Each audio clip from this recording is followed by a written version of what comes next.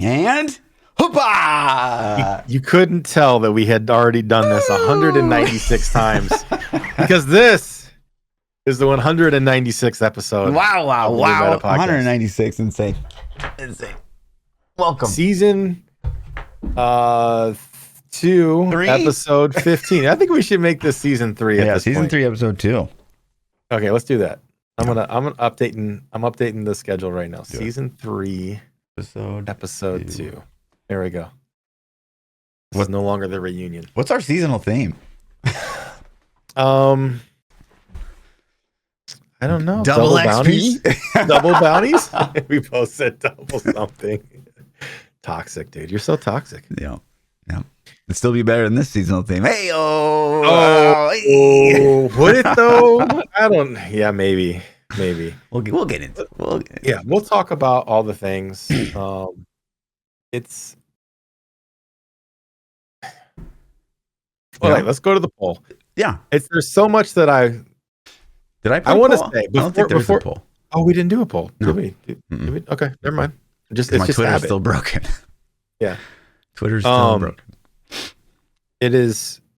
I'm going to preface the podcast by saying, to me, this is the best version of Diablo 4 we've had to date. Okay, fair. I'm not saying it's the best game ever. I'm just saying this is the best Diablo 4 has ever been. Okay, I agree. Okay. That being said, I am definitely going to have some gripes. There are some things that I'm not happy with. There are some things I am happy with. Yeah. So we can get into it. But I just wanted to throw that out there that, hey, listen, I'm not saying it's trash. Like, this is the best state the game has ever been in. Yeah, I agree. Okay, so starting up, the plan is to just kind of go over last week's talking points and just give our sort of reviews and discussions on those bullet points. So first up, we had, let me put up the video capture device, Spiritborn. And I'm just going to play, the best Spiritborn gameplay on Twitch as we talk about this. Really? I just should have showed me carrying you through the raid the other night. Okay. What should we? You mean you exploiting? Oh, God. The signs are. I never thought you'd be an exploiter, PChild, but I guess here we are. Is it exploited? Oh God, yeah. The Vivet, the roly poly. So the builds that do more damage and are more OP are not exploiting. So right. Well, I mean, technically, I think any Spiritborn build, I think that's pushing over like 120, is probably broken. Like, it's not that it does too much damage. It's like there's some mechanic that's broken. Well, there's lots of broken mechanics in the game, but for sure, that's not my fault. But some of them are more beneficial than others, obviously. Yeah. Spiritborn is a good time, man. And it really is. To be fair, I think the evade build is absolutely a blast to play. It is the most fun I have had playing Diablo since probably God DH came out in Diablo 3. It feels a lot like that to me. I enjoyed it quite a bit. Even post nerf, I hope there's still a playable state of it because I really enjoy it. I don't think it will be, but it was fun, man. This is by far, hands down, without question, the most fun I've had in D4. Yeah, but it's like, what's the point? Like, I don't know. You're just face rolling everything. What's the point? How is that fun? Well, you face roll everything and like any Spiritborn build. That's not like true. Any of them. Not so. Yes, true. It is. I had to work. If you use a Fluff build, right? A ethical, real, not broken build. Yeah. The Spirit Quill build is broken. Yes. The Gorilla Crunch build is broken. The Evade build is broken. Like they launched the class in such an OP state that there are multipliers on multipliers that just I don't know if they intended it, but damn, like they missed a lot of stuff if they didn't. So it's like Evade build isn't even the most broken of all of them, and people are it's very divided. I see people that are like, I love the it, most broken, and I see people not for damage, not for killing shit, not for like bossing or like pushing pits, but like for literal every other content in the game. It is the most broken build there could possibly be. Because it's fast and it kills shit. And it can't die. But the Gorilla Earthquake one is super fast too. Have you seen it? Yeah, but it's just as fast as mine, maybe a little bit worse. mean, but that's just like a flicker strike. It's dope. That's good mechanics. So I don't know. It's fun. I like it, and I get the community's divided. If it were clearly they had the evade mechanic shoot the quills out. So it was like it was a design that they had in mind. Yeah. They didn't have the animation cancel in mind. Right. So when they fixed the animation cancel, I got to imagine it's going to completely nerf the build into the ground. But if it doesn't, for somehow, or there's other mechanics that can get triggered, I think it would be fun. Like I said, man, I loved it. I'm glad it existed for the week it did. It's the most fun I've had playing this game. So when they take it out, I'll play something else. And if I'm not having as much fun, then that sucks for me. I disagree. I think that the game would have been statistically more fun had that not been a thing. Now, I understand stuff always slips through the cracks. Always. Stuff's going to be overpowered. It's going to be broken. But I do think the game, progression would have been better had everyone not been this cringe, evade, Spiritborn. If we would have gone into the Dark Tower the first time and you didn't have that build, you had a normal Spiritborn build, then we would have had way more fun, I think. We probably wouldn't have did it on T4. No. Well, we would have tried, and it would have we would have wiped probably 100 more times and have been. I think that's poggies. Yeah. Let's go. Let's get out of here. Yeah, I agree. I agree that, but that's so you're talking about power of the class. You could bring the power down. You could take the damage of it and bring it down. I still think it was fun to play. And if they fix the evade canceling, then it's working as designed and is intended, right?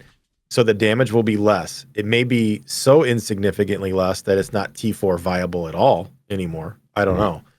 But even if my damage, let's say, was on par with everybody else in the group at that when we did that run, I still think it would have been fun. I still enjoy the build. It doesn't change you're confusing my enjoyment of the build with the power of the build. I think I like the play style. You often associate. I know. You like broken shit, though. That's your thing. I do. I think that the intent when you play Diablo is to break the game. You're trying to find builds that break the game. No, not break the game. And it's just because it's not Necro this time that you're pissed off. When you made Corpse Lance in D3 and you're fucking flying through all the content, you're like, look at me, this is my build, bitches. But now that it's Spiritborn, you're upset. Okay, Blight Spirit wasn't light years above everything else. It was a normal, ethical build. For speed runs? For speed farming? Yes. There were monks could do it just as fast in that time. Maybe even faster back in those days. Oh, now he admits it. It was monks were fast. I never claimed to be the fastest build in the game, but Blightspur was definitely the fastest build on Necro. I think if it were a Necro build that was doing it, I think you wouldn't. Well, here's the thing: is if the Spiritborn was actually working as sort of intended, if there was no broken mechanics, it'd be probably in the realm of 110 to 120, which is honestly, Necro's right there. So. The Spirit Wave is literally that strong. I think it might be of all the classes the thing that compares the most to Spiritborn. So this is no dog in a fight here. This is just me talking about broken mechanics. Do you think that they're going to fix the other broken mechanics? That Spiritborn has a lot of broken mechanics. No. I don't think they're going to mess with them. No, and I only think I don't only think they fixed this one because it was lagging out the game. That's literally the only reason it got nerfed. Otherwise, they would have kept it, I bet, a whole season. Why not? Yep. People can buy it up. Yep. So, I think they launched the game with the new class being OP, which they needed to do to sell copies. I think that, I'm not surprised by that. I'm actually glad they did it. Okay. I do think it's a little crazy. It's a little. Well, I don't know. Maester's Barb feels like he pumps pretty good. Yeah, but I haven't seen that in a pit clear. You know what I mean? I've only seen it in boss clear. It also, kind of fell off at T4, and we started getting carried by the Spiritborn in the group. So, yeah. The Spiritborn, I like it. So, Spiritborn is the first topic here. I think the ethical Pestilent Swarm build that we've created over the past week is really fun to play. It's insane. I think that come on, man. This is the most D3 build that I felt in D4. Like it is the closest, I think, sort of, I don't know, what is the word I'm looking for? Like the next phase of the series of the Blight Spear. Like this is the closest we're gonna get, I think, the Blight Spear in this game until, I don't know, maybe they make Necro faster or make Necros have some fucking. Why is Necro so slow, dude? I don't like. Why? I get that their whole thing is like, well, we don't all the classes be the same, but like you give teleport to wizard, you give charge to barb, you give 50 mobility skills to Spiritborn, and like Necros literally have blood miss, which doesn't even it actually makes you slower. It's like our one mobility skill is just dog shit. It's not even a mobility; it's more of an immune, right? It's just it's like a defensive immune button. But that's it. And we have this sever aspect that will make sever a teleport, but like Necro has no gear slots to put that on, so like it's a totally useless aspect. So I don't know. It is weird. I like Necro it too. I like minion builds, which I know you're not a fan of. Yeah, I do like minion builds, but man, having no mobility is like I was thinking like, so obviously Pez put out the tweet yesterday and informed everybody that, hey, you know, we're going to nerf evade. I'm like, okay, well, I got to start thinking about what am I going to play when they completely break my build. I've invested all of my time, all of my resources, all of my stuff into this build, right? Absolutely. So it does suck. It does suck to have my full 12 of 12 masterworked, pretty much BIS gear gone and have to start over. Right. So I'm like, well, okay, do I stay Spiritborn? I'm like, well, maybe I'll play Minion Necro. I mean, it's strong right now. And I was sitting there thinking about it, and I'm like, but goddamn, it's so slow. Like I thought I was about to roll one, and then I'm like, it's just so slow, and I didn't. I mean, I'm like, okay, Rainy Mendel, it's in a good spot right now, but. So I've been thinking about it. I don't know, man. I think I'm gonna try the Quake Stomp or whatever the other build is that seems to be decently fast on Spiritborn. We'll try it. But I might end up rolling a Minion Necro and just playing around. No Pestilence Swarm, dude? What the hell? I haven't seen. Why do you want to play my build? Why don't you want to play my build, dude? Is it got minions? The Pestilence Swarm. Oh, I'm talking about the Spiritborn. Oh, okay. I haven't looked. I'll check it out. It's buggies. The gear commitment. It would be a completely new gear set, probably. Is a good thing. I actually like it. I like the gear commitment. I actually like trading stuff. Okay. We talked about this a little bit. Some of the most fun I had in PoE was when I started. I only played a couple leagues, but I did play like 2 back-to-back. And I started to get a little bit of a sense of, okay, this gear is good for my build at least, right? Yeah. This is what I'm looking for. And so then once I started to kind of see pieces like, oh, I think this would be good. This would sell. I started playing the trade league a little bit. I started going on the PoE trade websites. Diablo.trade. Yeah. So it was fun. I actually enjoyed trading in PoE. Diablo.trade is the same thing for Diablo. You can sell and buy and do stuff with gear. Got a new kitty cat? Oh. Yeah, I did. No, what's the cat's name? Rupert. Oh, okay. All right, continue. No, that's cool. Hi, Rupert. Nice to meet you. So, yeah, Diablo.trade is fun. It's fun to sell stuff, and it's cool for me because when I'm tired of playing the game, I'll put stuff up for sale, and I'll just sit there with Diablo open. And then if people ping me to buy it, cool. Then I'll, tab into the game, sell some things, tab back out. I could not disagree. Oh, I know you could. I know you couldn't, SSF Andy. So I already know because you told me the same thing about PoE, and I was like, dude, this is fun, and you're like, oh, this is trash, yeah. And I'm like, I enjoy it. So for those people like me who enjoy trading, I enjoy playing economies. Like in examples, before the podcast, I flipped a bunch of runes. Somebody was selling runes. I was like, I'll buy all of them. So I spent 900 million gold on runes, put them up on Diablo trade, made a couple $100 million. You know what I mean? Like that's fun to me. I have a good time just flipping stuff and buying stuff. Could not disagree with you anymore. Yeah, I am trading right now because just the sheer cost of everything in Diablo 4 right now is just not possible. Like, you just can't play SSF. There's no universe where I could play SSF and land the masterworks that I want. It's just not possible. Like, I could sit there. You run out of gold. Yeah. Yeah, I could sit there and farm Infernal Hordes all day and get, like, 8 to 13 million gold on a good run. But, like, that's 2 masterwork resets. 500 million. I spent 500 million re-rolling a neck.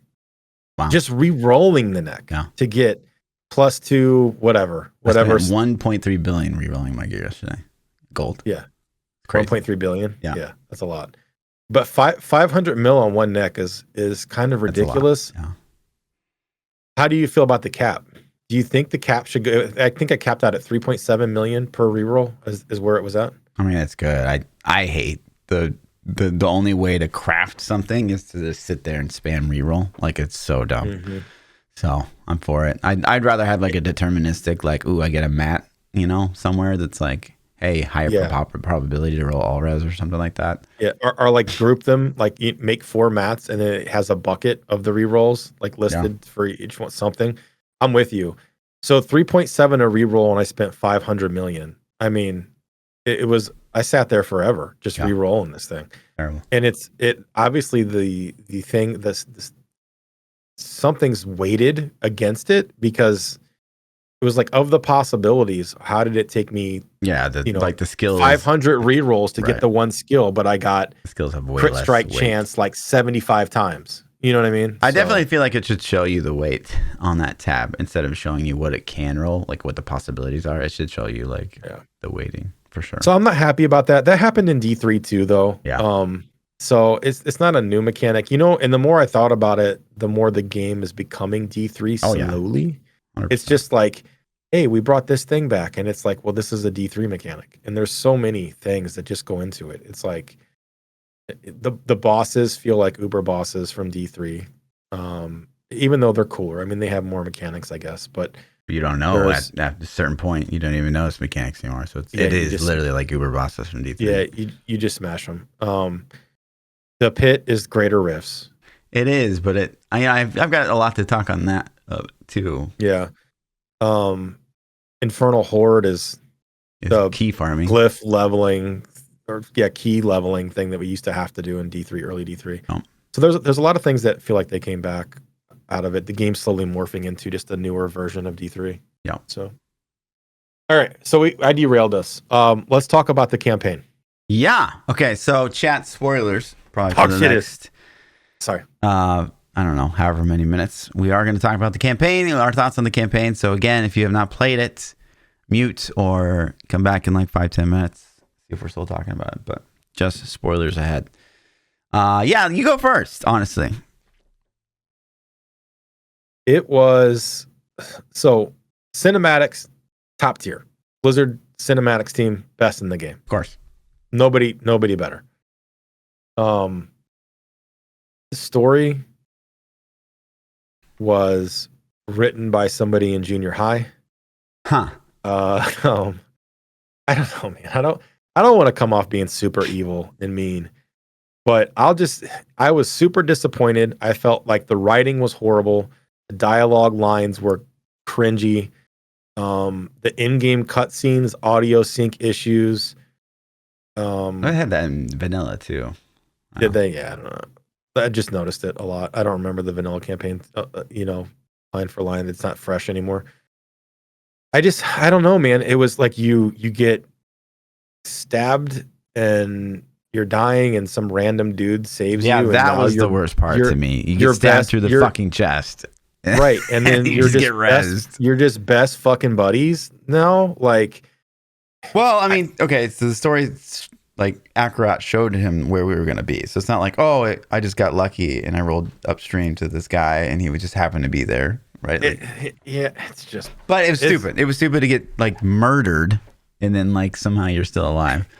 Yeah. And your boy got murdered too, and then he shows up with just his arm cut off, right? Yeah. Yeah, but it's like, don't worry, guys, we're fine. Like, it's okay, It felt so, to be honest, it felt rushed. Obviously the ending was just like, okay, we're done, and the story's not complete, right? So it felt super rushed, and it felt like it didn't have a lot of time to brew. I don't know if they changed story mid-production or maybe the whole expansion was rushed. I don't know. It's just weird to me. It wasn't. To be fair, I don't think the vanilla campaign was that super great either. I think it was just mid, story-wise. Didn't really. I wasn't super into it. Okay, but this one feels worse.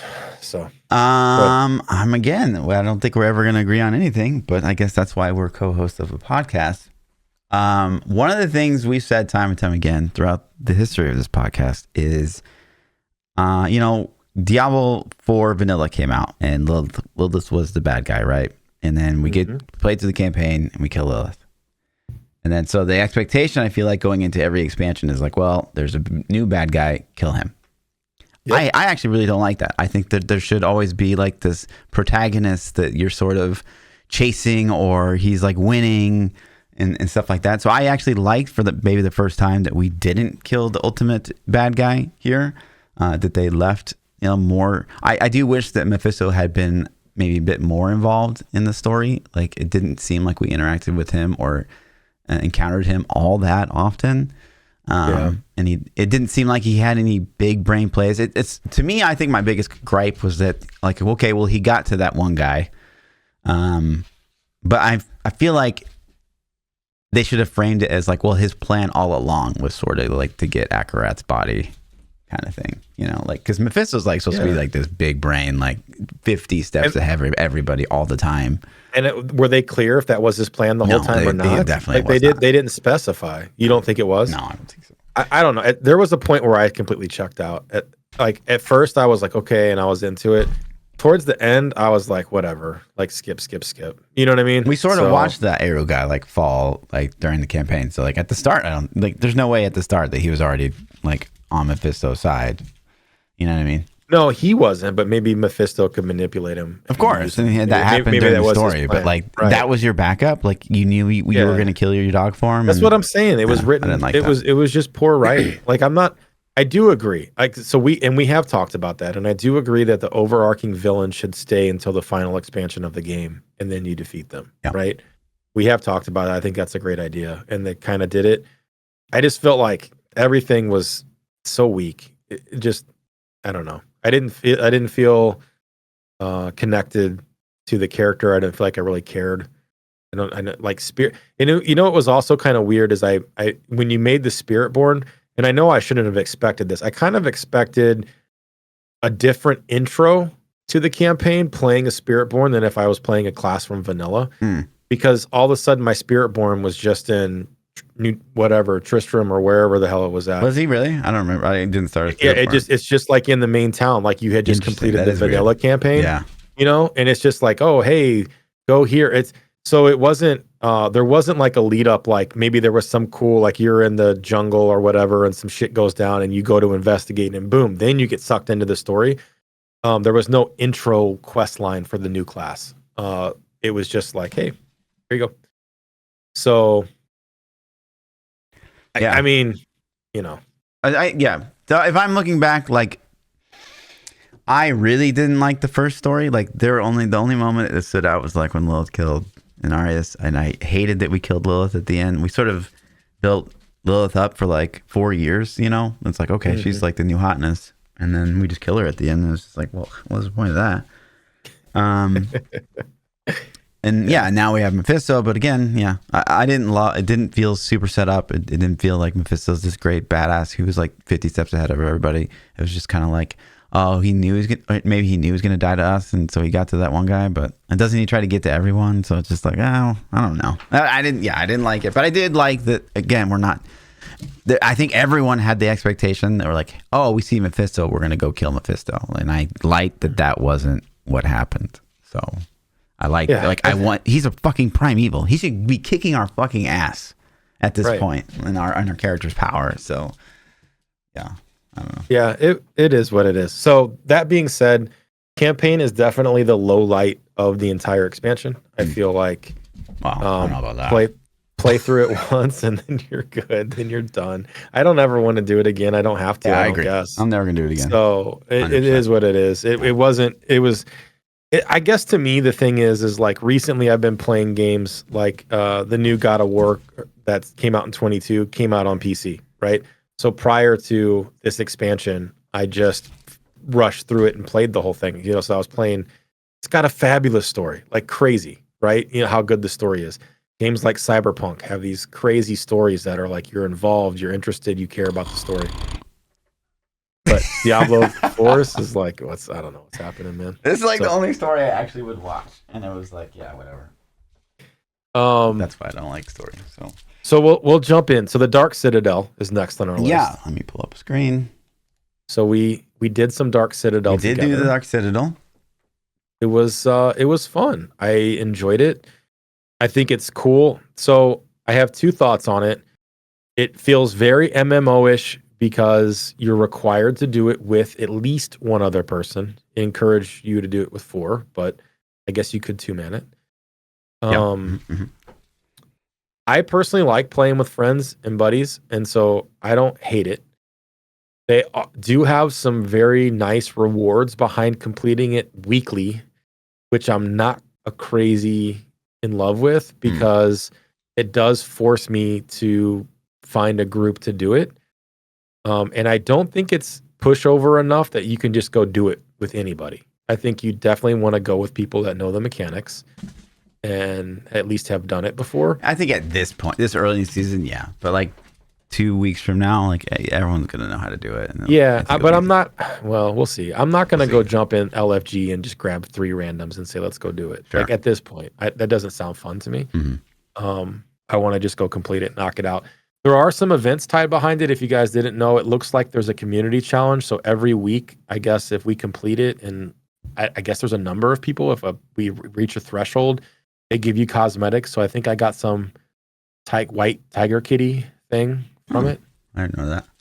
Yeah, go talk. There's a purple quest in town. It should have given you some kind of white tiger kitty, something. White tiger kitty. Yeah. Nice. I think it's what it gave me. I can't remember, to be honest, but it did give me a cool cosmetic, if I remember correctly. And there's another one this week, I guess, too. So do it again this week, and maybe we get the armor. I mean, of course I'm going to do it. I think I was sad that you didn't get going on the first run with us because I think that was probably even more fun because we're all figuring out the mechanics. Blind dungeons are amazing. Yeah, it's so fun. And so we did T3 on I think Thursday, so it was a pretty quick turnaround. Sorry, my cat's going nuts.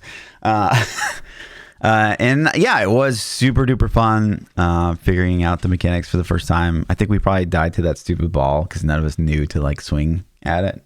Like probably a bunch of times before we finally figured it out. First, I honestly still think the first boss in the first wing is actually the hardest. He hits so hard. The poison dot is just ridiculous. Yeah. So. I'm with you. And I love it. The other wing boss had the meteors and maybe there's mechanics where we could prevent them from dropping. Yeah. But those meteors hit hard. Ridiculous too. And they spawn quickly. When they spawned on me, I was in like one of those little hallway things and there wasn't really a great spot to hide. So that mechanic could be brutal as well. So yeah, I'm with you. I think it was fun. Overall, I think it's a positive. I'm glad it's in the game. I think it's cool. I hope they do it again in the future. I don't want to see them reusing boss mechanics and assets though. Like I think it was cool. It had its own unique tiles. It had its own unique environment. It felt like if those tiles aren't unique to the dungeon, I didn't recognize them. Anywhere I think they else. were. Yeah, I think so too. And I like the mechanics. So I think they should continue to think up. They definitely thought of things to make you have to have like, okay, what can we do where you have to have group play that follows mechanics? Yeah. Oh, well, we'll split the group up. One group has to go down, one group stays up, kill the thing, bring the guy back. Like that's a cool mechanic, right? So I hope they continue to think about those. I also think I remember reading, and I didn't remember because we were in voice chat, so it made it easier, but I felt like they had text that popped up on the screen. Like when you were down below and you picked up the orb to come back, I think it told us. Oh, really? I could be wrong about this, but I think the chat said like, Lord Fluffy has blah, blah, blah. Interesting. And then I'm like, oh, so that would tell us without voice communication. Right. Oh, it's time to bring him back. So that's kind of cool. I like that. That's cool. I I think it's super cool. I'm not a WoW fan, but I definitely love isometric RPGs, and I felt like this fit pretty well, and I like that you can do it with just 2 people. I think that maybe as the season drags on, and maybe it's harder to find people to group with, like that maybe it's a nuisance, but hopefully part of it fixes that. But my sort of opinion going into it for the very first time was like, well, how fun is this going to be to do 4 weeks from now? Like, what's the replayability really like here? I don't know that it's that good. I like it. I mean, I really, really enjoyed it. But I think that's a very common theme though. Like, and this is coming from a WoW raider, right? So like, I'm doing the new raid and the new WoW expansion. We've cleared it. It's been out like probably 8 weeks now. So we've cleared it 8 times, 9 times, whatever it is. I'm sick of it. I don't want to go back and do it, but there's loot in there I want. Gotcha. Right? Okay. So I go back and do it. Gotcha. I don't think it's fun to do a raid for 4 months straight, but the way WoW works is they farm your time, so you have to do it for 3 months, 8 months straight, whatever it is. Yeah, so then let's talk about the loot of the Dark Citadel. Did you feel like that was something, obviously World of Warcraft, you have to go into the raid to get the shit, right? Like there's no other way to get the shit. Whereas D4, it's like, well, you get a box and it's got like maybe 5 GAs or something in it. Obviously, you could get that from grinding other content. What do you think? Yeah, I think the rewards are worthwhile if you want to put the effort in, but you're not forced to. And I think that's a benefit, right? Okay. Just like you said, you don't have to go do it. Is it rewarding if you do? Sure, but it's just GAs. You can get those from anything. Yeah. Right? So it's not like the unique GAs. It's not like if they would have said Tyrael's Might only drops in the raid, then I have a problem with that, right? Sure. Because then now to get an end game piece of equipment, you have to have a party. You have to have a buddy to play with.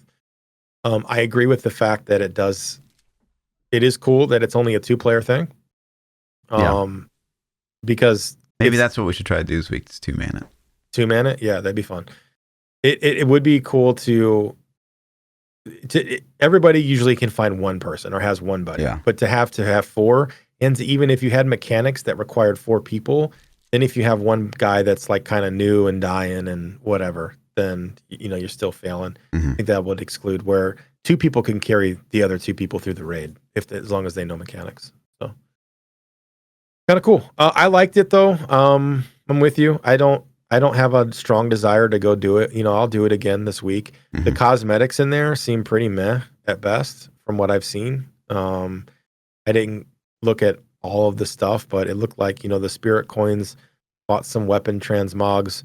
There's no preview system in the game, which looks kind of crappy. I agree. So it's like, what are these good? Yeah. To see what something looks like, I ended up having to go to Google and like pulling up somebody wearing it and showing it 100%. Off. And it's like, why isn't there a preview in game? Yeah. That should be a thing. There's probably stuff I would have probably even bought from the shop if I could just see like, what does that look like in gray? I don't know. I'm not going to buy it. I'm probably not even going to go like look up a YouTube video of someone that's done that. But yeah. No. Yeah. So they definitely need that. Undercity? I think that, hang on. I think that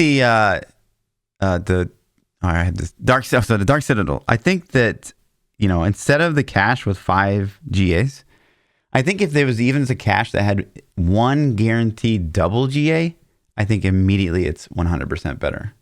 Just 1.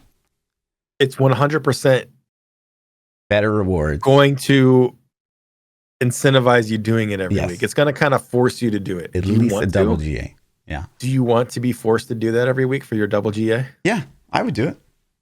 Like, ooh, this could be good. Could be like resource and fucking life regen, But yeah, I don't know, man. So it's kind of the mechanic I relate it to in WoW is the Great Vault, which is you do a thing and then you get to open the vault every week, and the vault has a random item in it. But you feel at some point, at first it's cool because you need the gear or whatever, right? Like, oh, I want to do this to see what I get. Once you have a decent baseline of gear, the percentage of you getting a useful piece out of it drastically goes down, right? And then it becomes a chore of like, well, I have to do this because if I don't, I'm going to miss that god roll piece of gear I'm not going to get.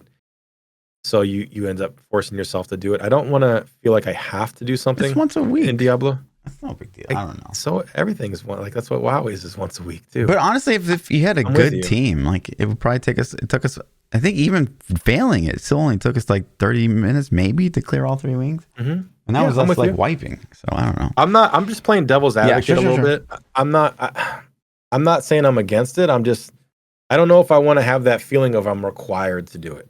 So I also think that like it shouldn't be like, well, you do all 3 wings, you get a reward. Like each wing should have, like if you only got time to do one wing. I'm with you on that too. So yeah. Or for your weekly cash, maybe it's a quest that says complete wings 1, 2, and 3. So you can do 1 wing and then that's checked off your quest. Right. So then you can go back and do 2 and 3. The Kurast Undercity. I actually like Undercity. I think it's kind of fun. It's a little bit of a twist on Greater Rift system, on a Rift system. The rewards are broken, which is super frustrating.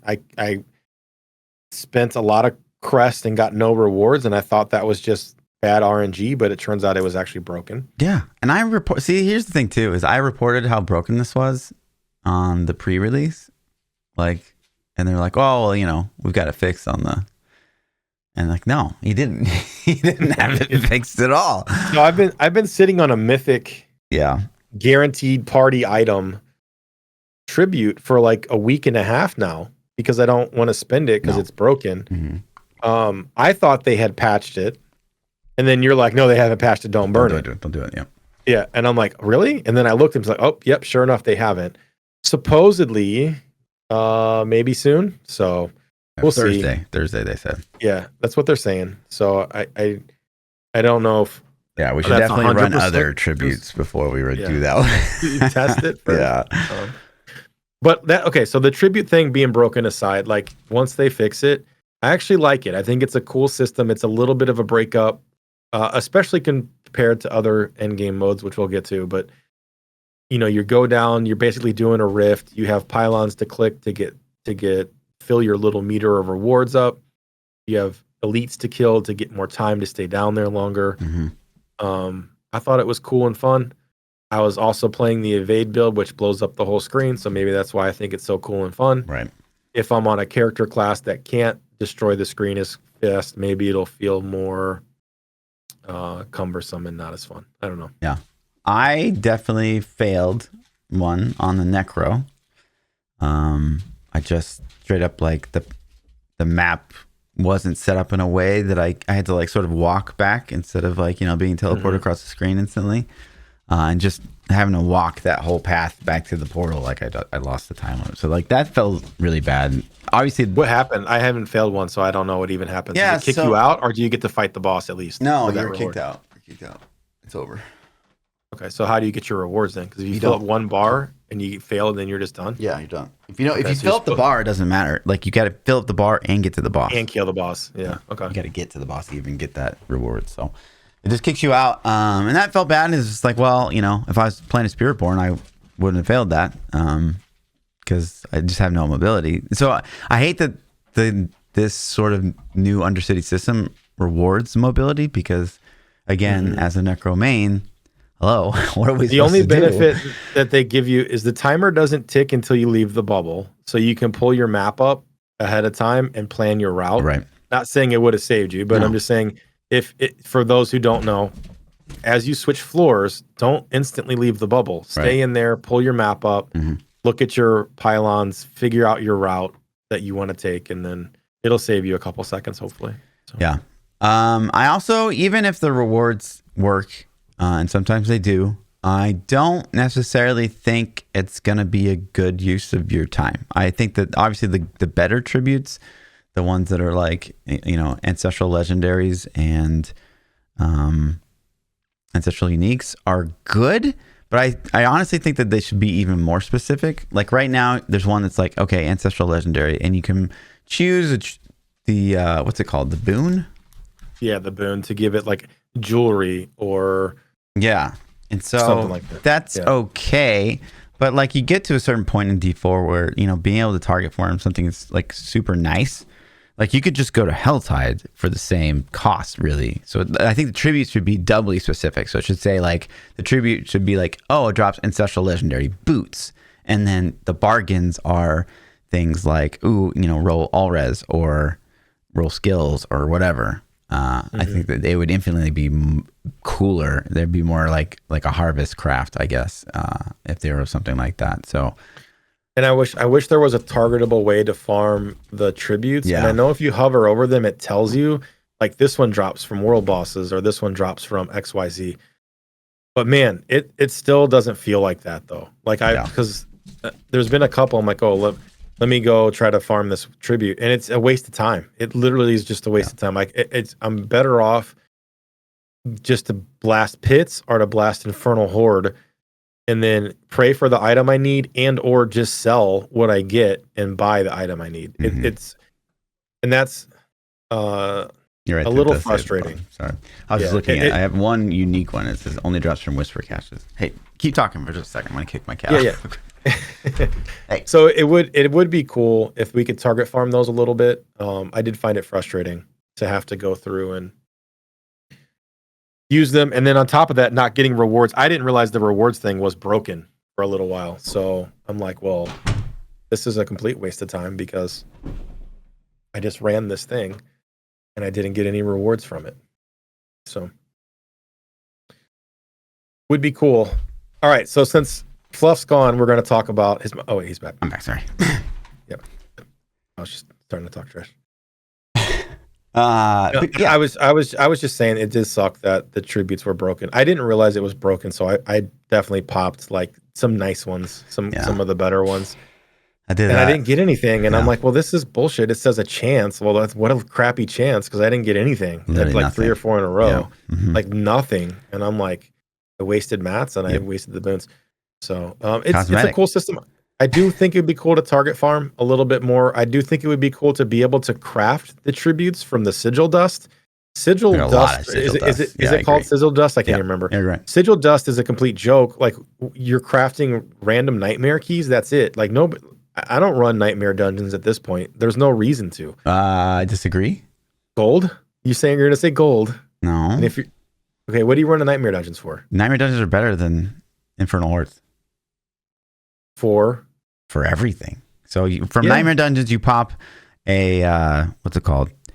A torment. For what? What are you trying to get though? Mats? Upgrading mats? Mats, gold. More specifically, if you spawn an opal, like you'll get boss mats, and you don't get that in Infernal Hordes from killing anything. Okay. I just think they're better. Pit's still the best EXP. People were saying Infernal Hordes. I'm like, no, it's not. You go blast pits. I promise you, it's better. It is 100% better. Yeah. And then, for mats, it's the I haven't really since they fixed the drop rate of Forgotten Souls. I really haven't run into a big mat issue. It's always been the what's the Obdicite or whatever. Obdicite, Obdicite. I can't remember the name of it. That's usually been my limiting factor. Doing a 10 wave Infernal Horde is enough usually to get a weapon to like 11 and then one more for 12. Yeah. So it's like two runs. Those runs take 15 minutes ish. Right. You know? I honestly, you get the same amount, maybe even more from running like the 4 Nightmare Dungeons at that same time. You think you could do the dungeons just as quickly as you can the 10 wave? The 10 wave is 15 minutes. And it's more consistent. Like you can get a really bad run of Infernal Horde and get like 500. And that's nothing as far as mats.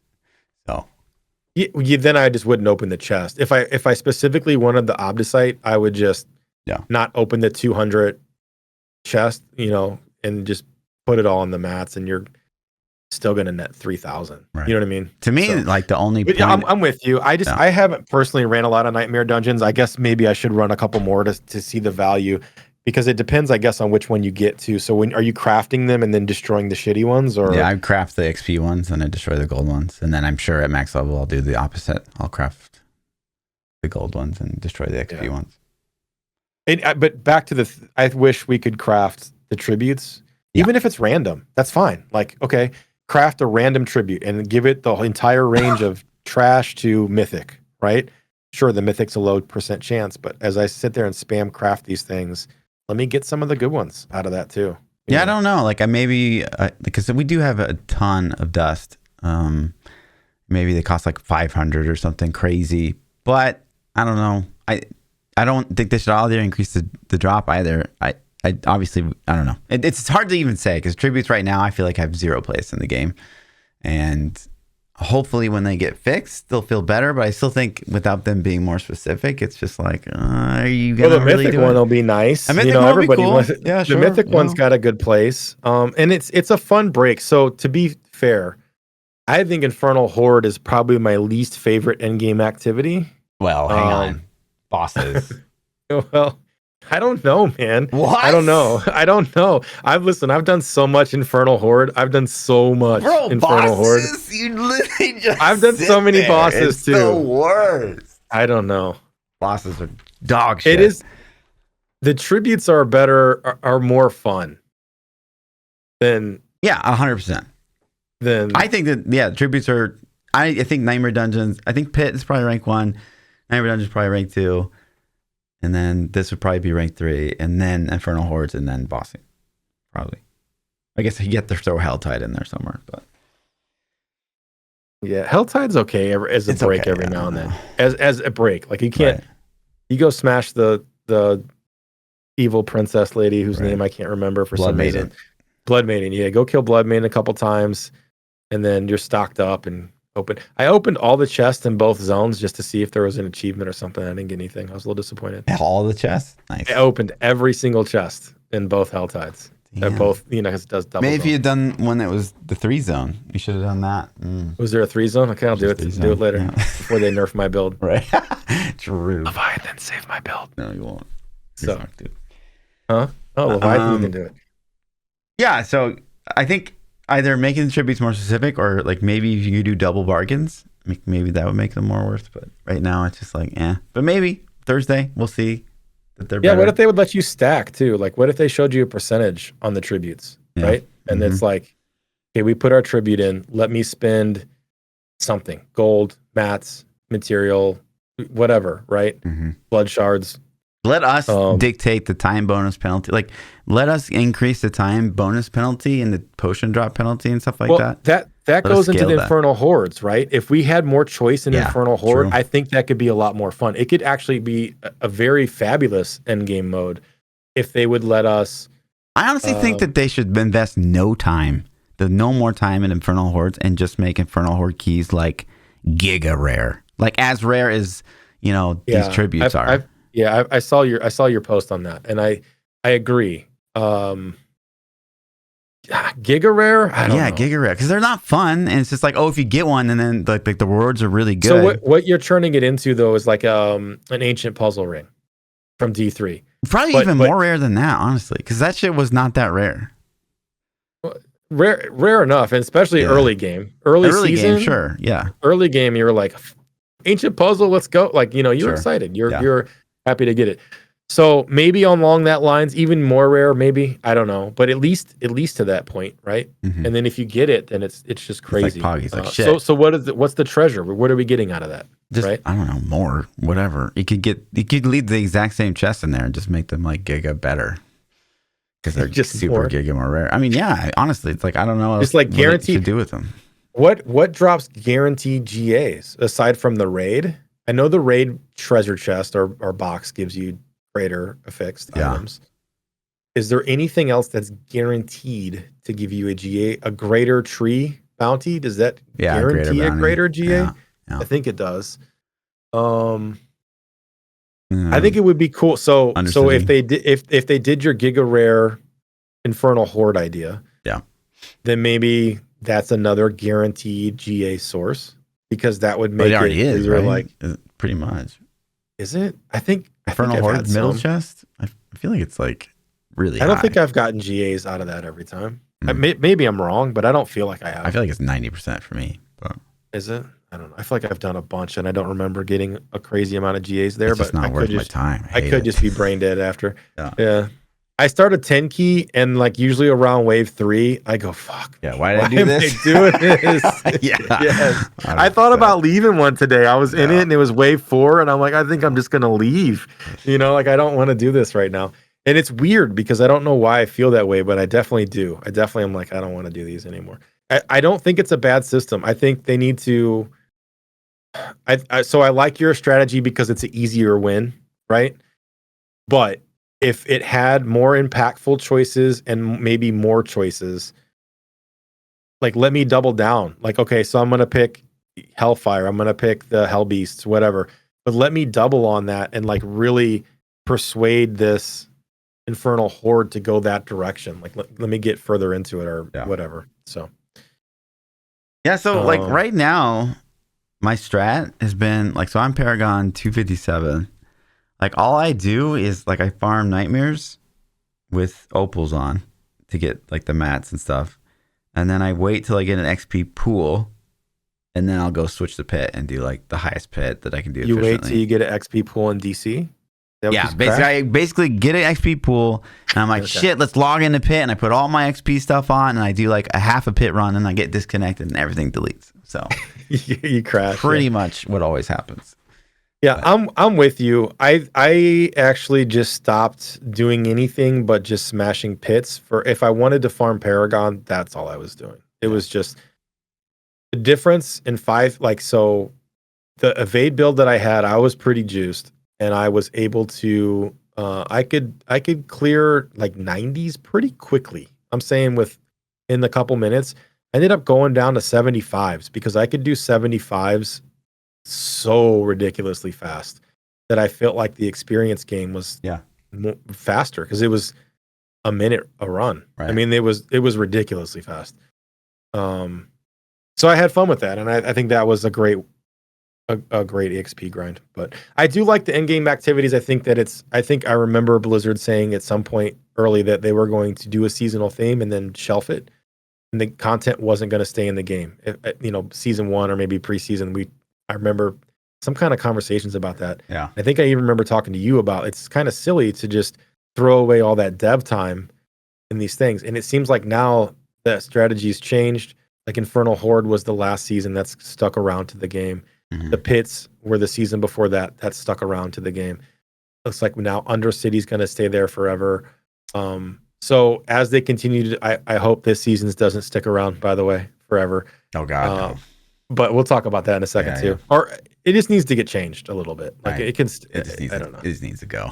But I do like the end game staying. There's more choices at least now. Now you have a choice. But that's the problem. Do I want to blah blah blah? That's the problem right now with so Path of Exile does this perfectly. You do one thing and you get stuff to do other things, and you do that thing once you feel like you need to do it or want to do it. And I love that about Path of Exile. I think that one of Diablo 4's biggest problems right now is Nightmare Dungeons or pits are obviously the only place you can level glyphs, which I love. That's good. That's a W. But then outside of that, it's like, well, we're having this discussion. Like, well, our Masterwork mats, should that be Nightmare Dungeons, or is that Infernal Hordes, or should I just be farming Helltide for Forgotten Souls, or I can get that from other stuff? No, there needs to be I go to Nightmare Dungeons to get Masterwork mats. I go to Infernal Hordes to get gold. I go to Hordes or the Helltide to get Forgotten Soul. There needs to be way more specific. Doing everything across everything is stupid.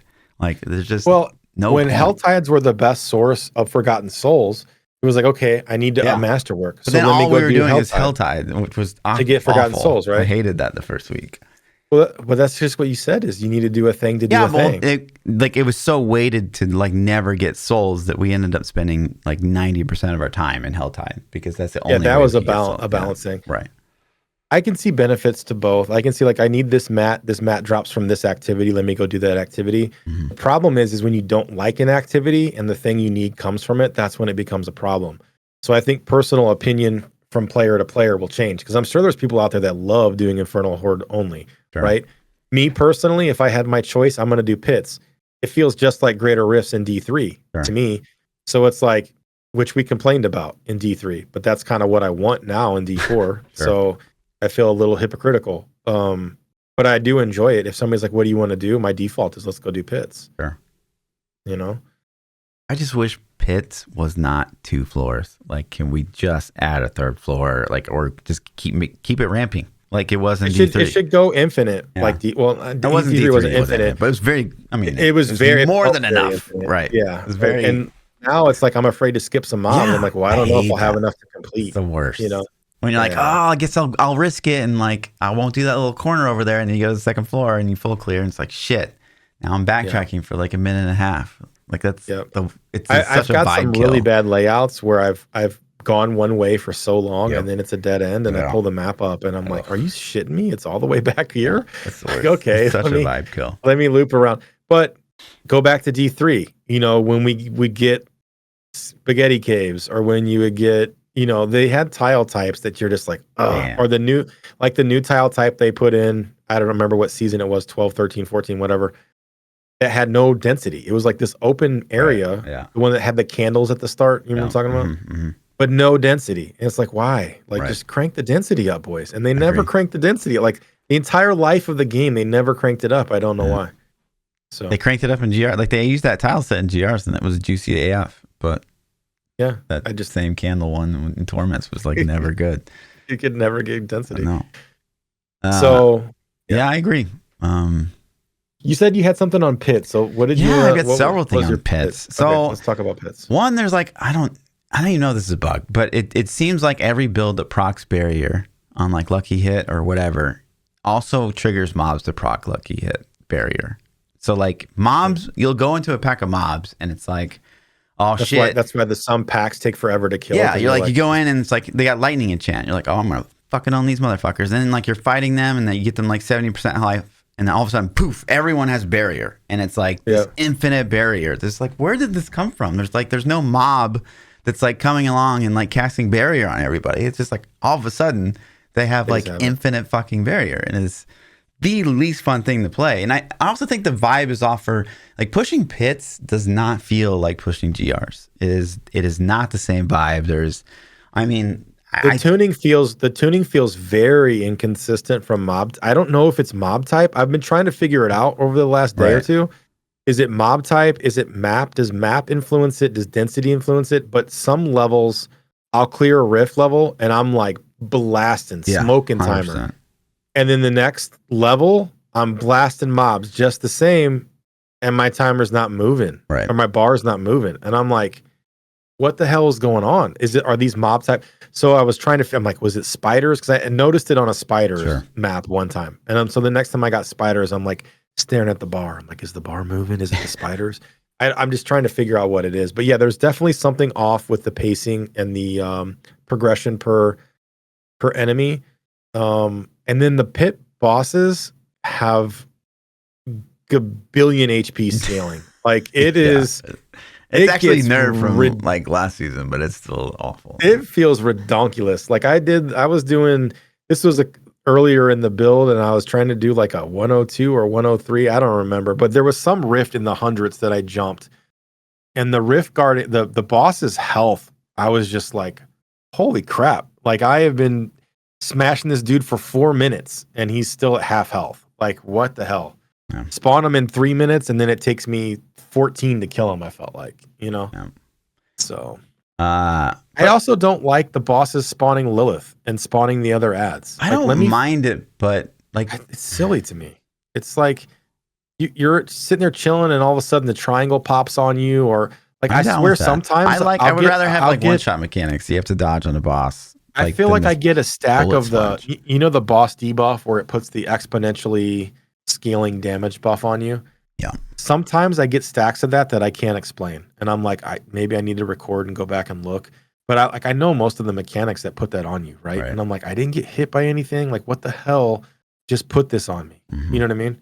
So I think that goes into color palettes. I dislike the color palettes. I know that they went for this desolate, muddy, dirty, grim atmosphere. Everything's washed out in gray. There's no vibrant, bright colors.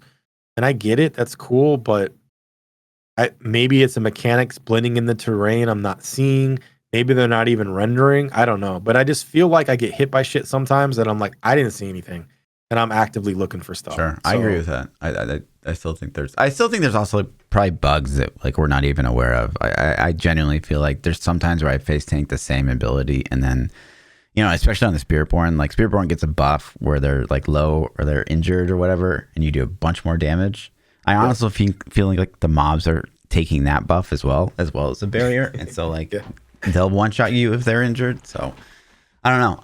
I think there's just like, there's still a whole bunch of bugs with pits that we don't even comprehend. But on the other flip side of that coin, at least not everything's CCing us just by looking at us anymore. But it's almost like D4 team needs another dev. If only we knew somebody. Do you know anybody that's looking for a job that's a dev? Guilty. Huh. But yeah, if that happens, sir. That'd be great. It would be great for the game.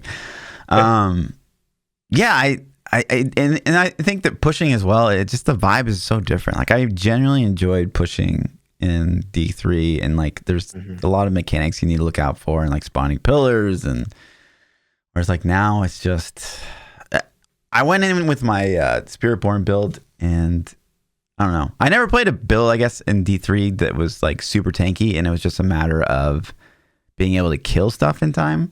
I always played stuff that was like kind of squish, and like you would look for your window of like opportunity and like blast. So maybe that's why I didn't like it. I think it's more friendly, the system that's in place now, where it's more of a damage check than a toughness check. I definitely feel like that caters to the overall player base more. I'm with you. I feel like most of the old D3 crew that used to blast Crater Rifts, you got to a point where you just had to dodge everything. You got hit by anything and you're dead, right? So, and I don't feel like that's there are some definite one-shot mechanics that happen, but it is different. It is a different vibe. And again, I think it would be cool if maybe there was a setting, because I get if they want to keep the aesthetic of the game, and some people are into that thing. But for some people who are like, okay, I'm actually going to push this pit, I want to make sure I see mechanics. Let me check an option that's like, hey, mechanics are bright red now, or something like, something crazy that you won't miss. So I'd be down. Just like the accessibility lets you put a pink glow around your character.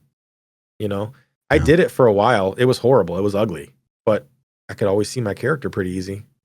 So I also think there's like elite affixes that wouldn't lend itself to like great pushes, because like the lightning affix is so random. Like, you get like a lightning FX in D3, and it was like, the lightning thing, and it would like spin, and it was like dodgeable. You knew it was coming because there's like a very clear telegraph of like, talking about the laser beam that would Mario spin. Yeah. Okay.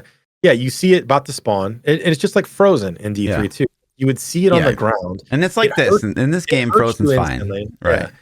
Yeah. So which lightning are you talking about? The towers? Which one are you? Like the little. I think the towers are silly as hell. The beams, they just spawn at random, and all of a sudden they're just going off, and you're just like dead. It just makes no sense. And then like the mobs will teleport on top of you or something like the.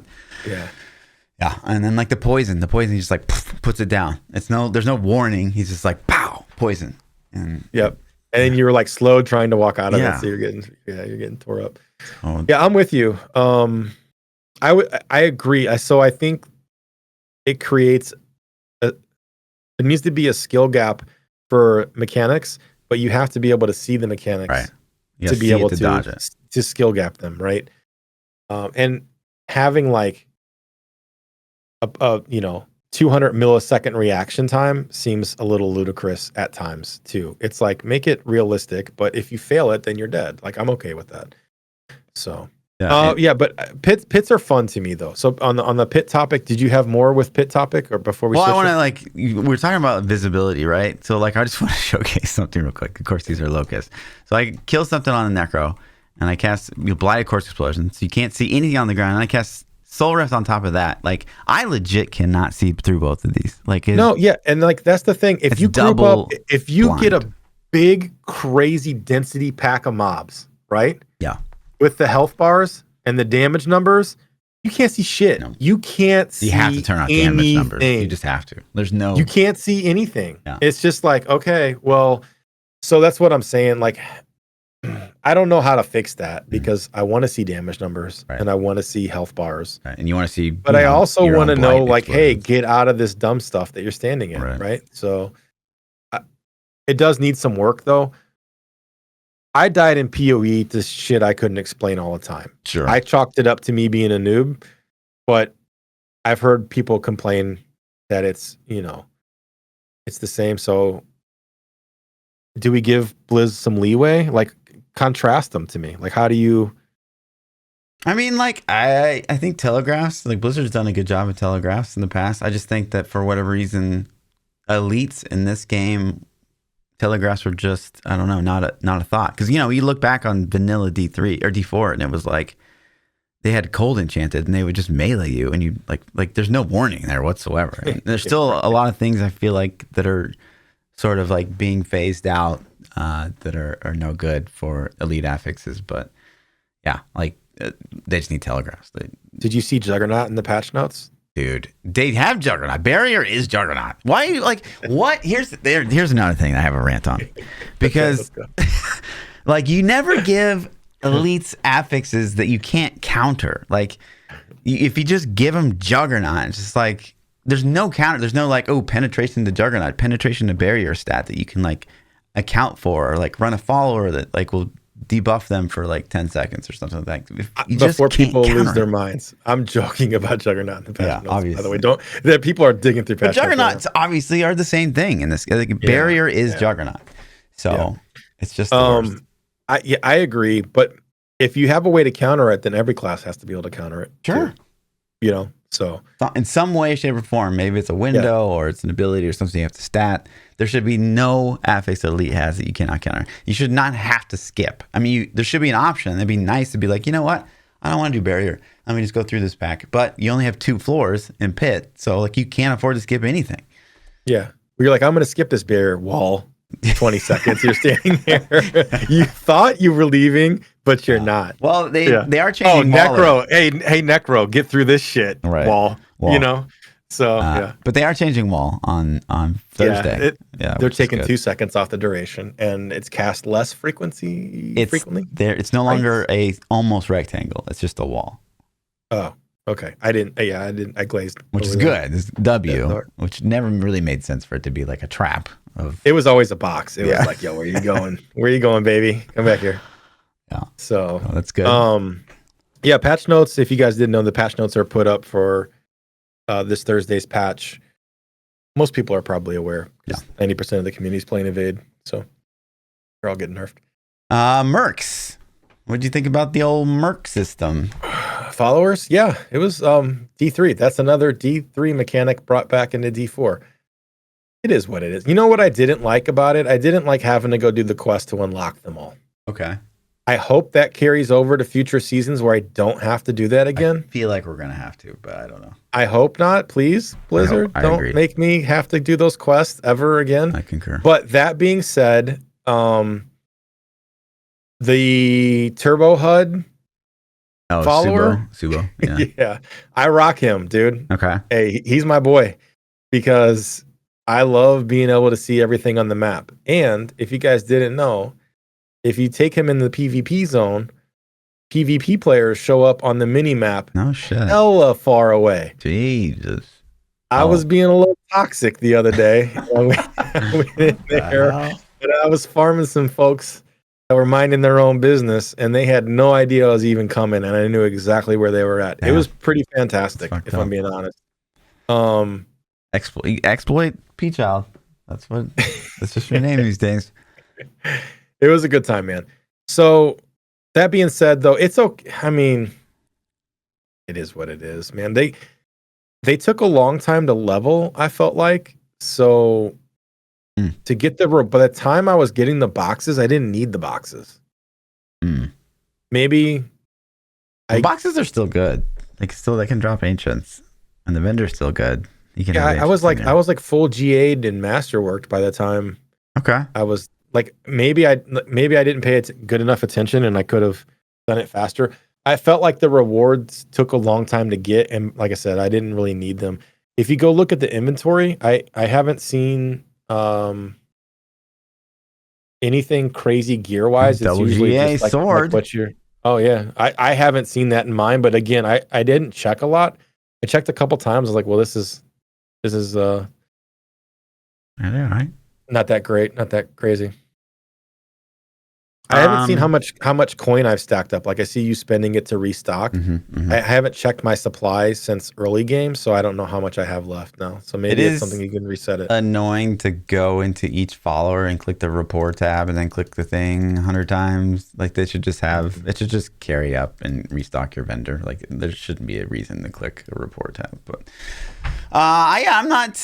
I'm not crazy about. Obviously, I've never been love mercenaries. I didn't love followers in D3. I'm glad that I guess they're useful. That's nice. And like you said, Subo has a place in the game. I think that probably most I don't like people, them being on my screen. I don't like. Yeah, I don't like when I mount. Don't like him there. I don't like that when I mount. He gets on his little shitty horse. I'm like, can I give bro one of my good mounts? Like. What is this? Like you're bringing my transmog down, bro. My squad, 100%, man. I'm riding this new World of Warcraft mount, looking all glowy and shit, and then my squire over here is covered in mud on a little donkey. You know, it's like get him some. Can I get him something? Is that going to be in the store next season? It's like follower mounts. I don't know, man, but it's You're welcome for that idea, Blizzard. I'm sorry. So, I just don't like them on the screen. And you know what else I don't like? Honestly, I don't like the pet on the screen either.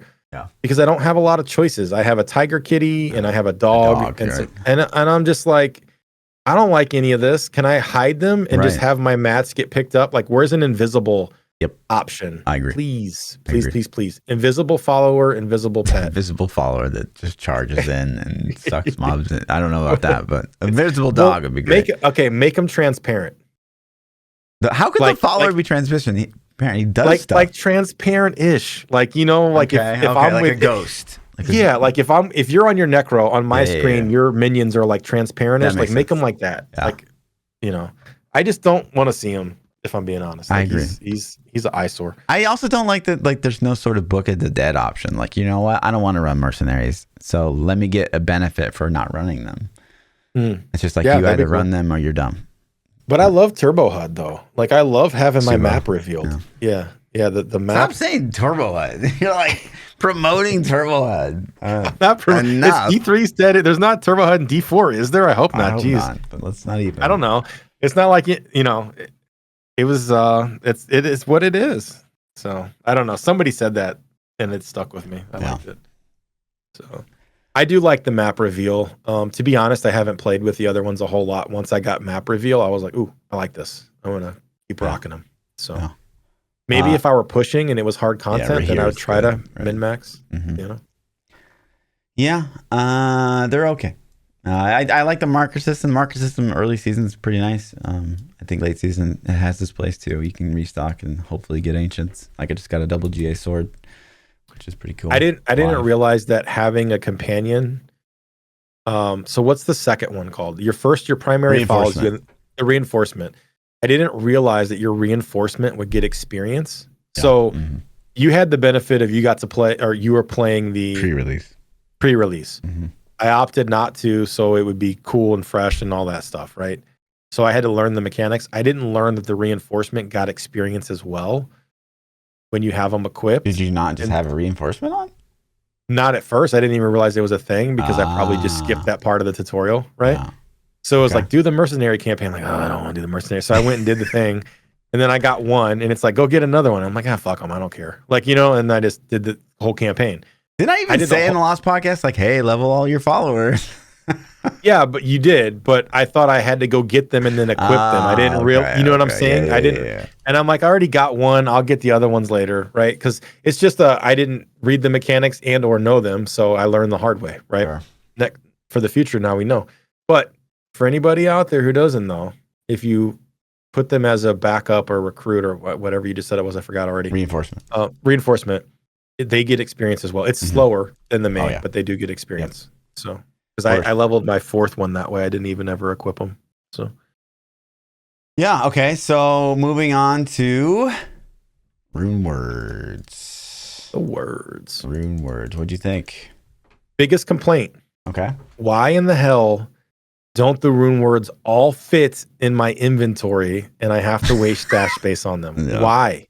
Why is that a thing?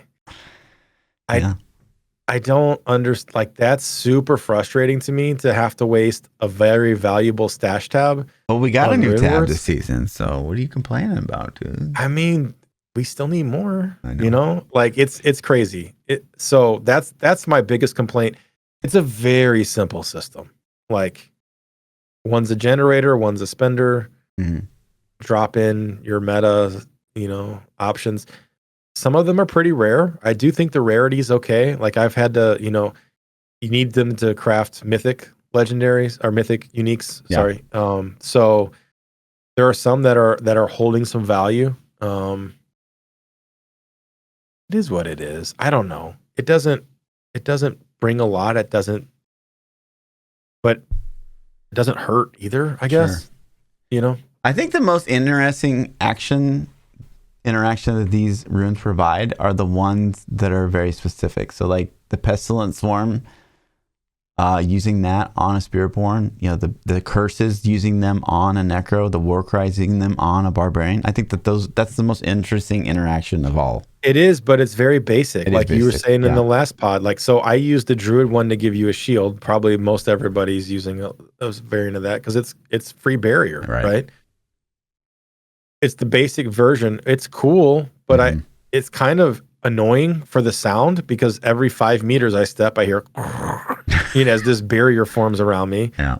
And it just repeats forever, so I get it. It'd be cool if I could equip a Necro skill or a Mage skill and actually make a build around it. Yeah, and actually scale it. Right. That would be dope. Like if it was like you learn whatever, and then I learn Frozen Orb from a Mage, and now I can like try to manipulate that in a Spiritborn way. That would be cool as hell. Yeah. So I think one of my biggest gripes is Zolrune. Like invoke a skill from another class to get 150 offering. It only works with like the what rune, basically nothing else. So it's that really sucks. Because I think the Earthquake is pretty strong. Like the Earthquake rune on every class. Is that the one that stuns them for 3 seconds? No, the one that gives you the Barbarian Earthquake.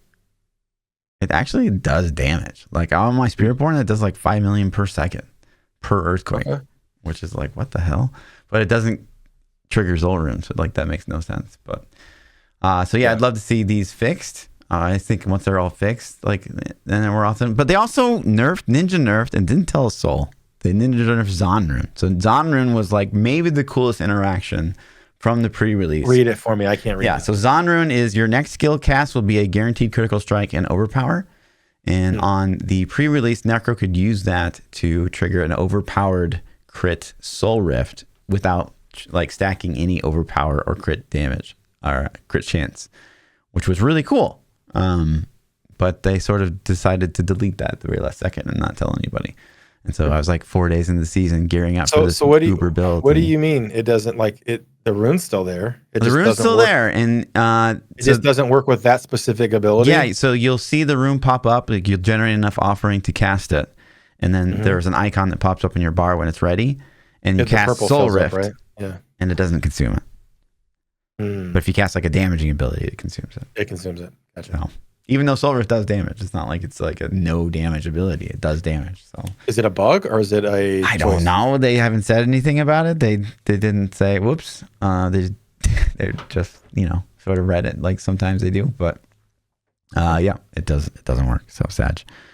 But I don't know. They're okay. I don't hate it. I don't hate the system. I don't think it's very complex, which that's okay, I guess. I don't know. Yeah, I don't know how I feel about that, but I don't think it hurts the game having it.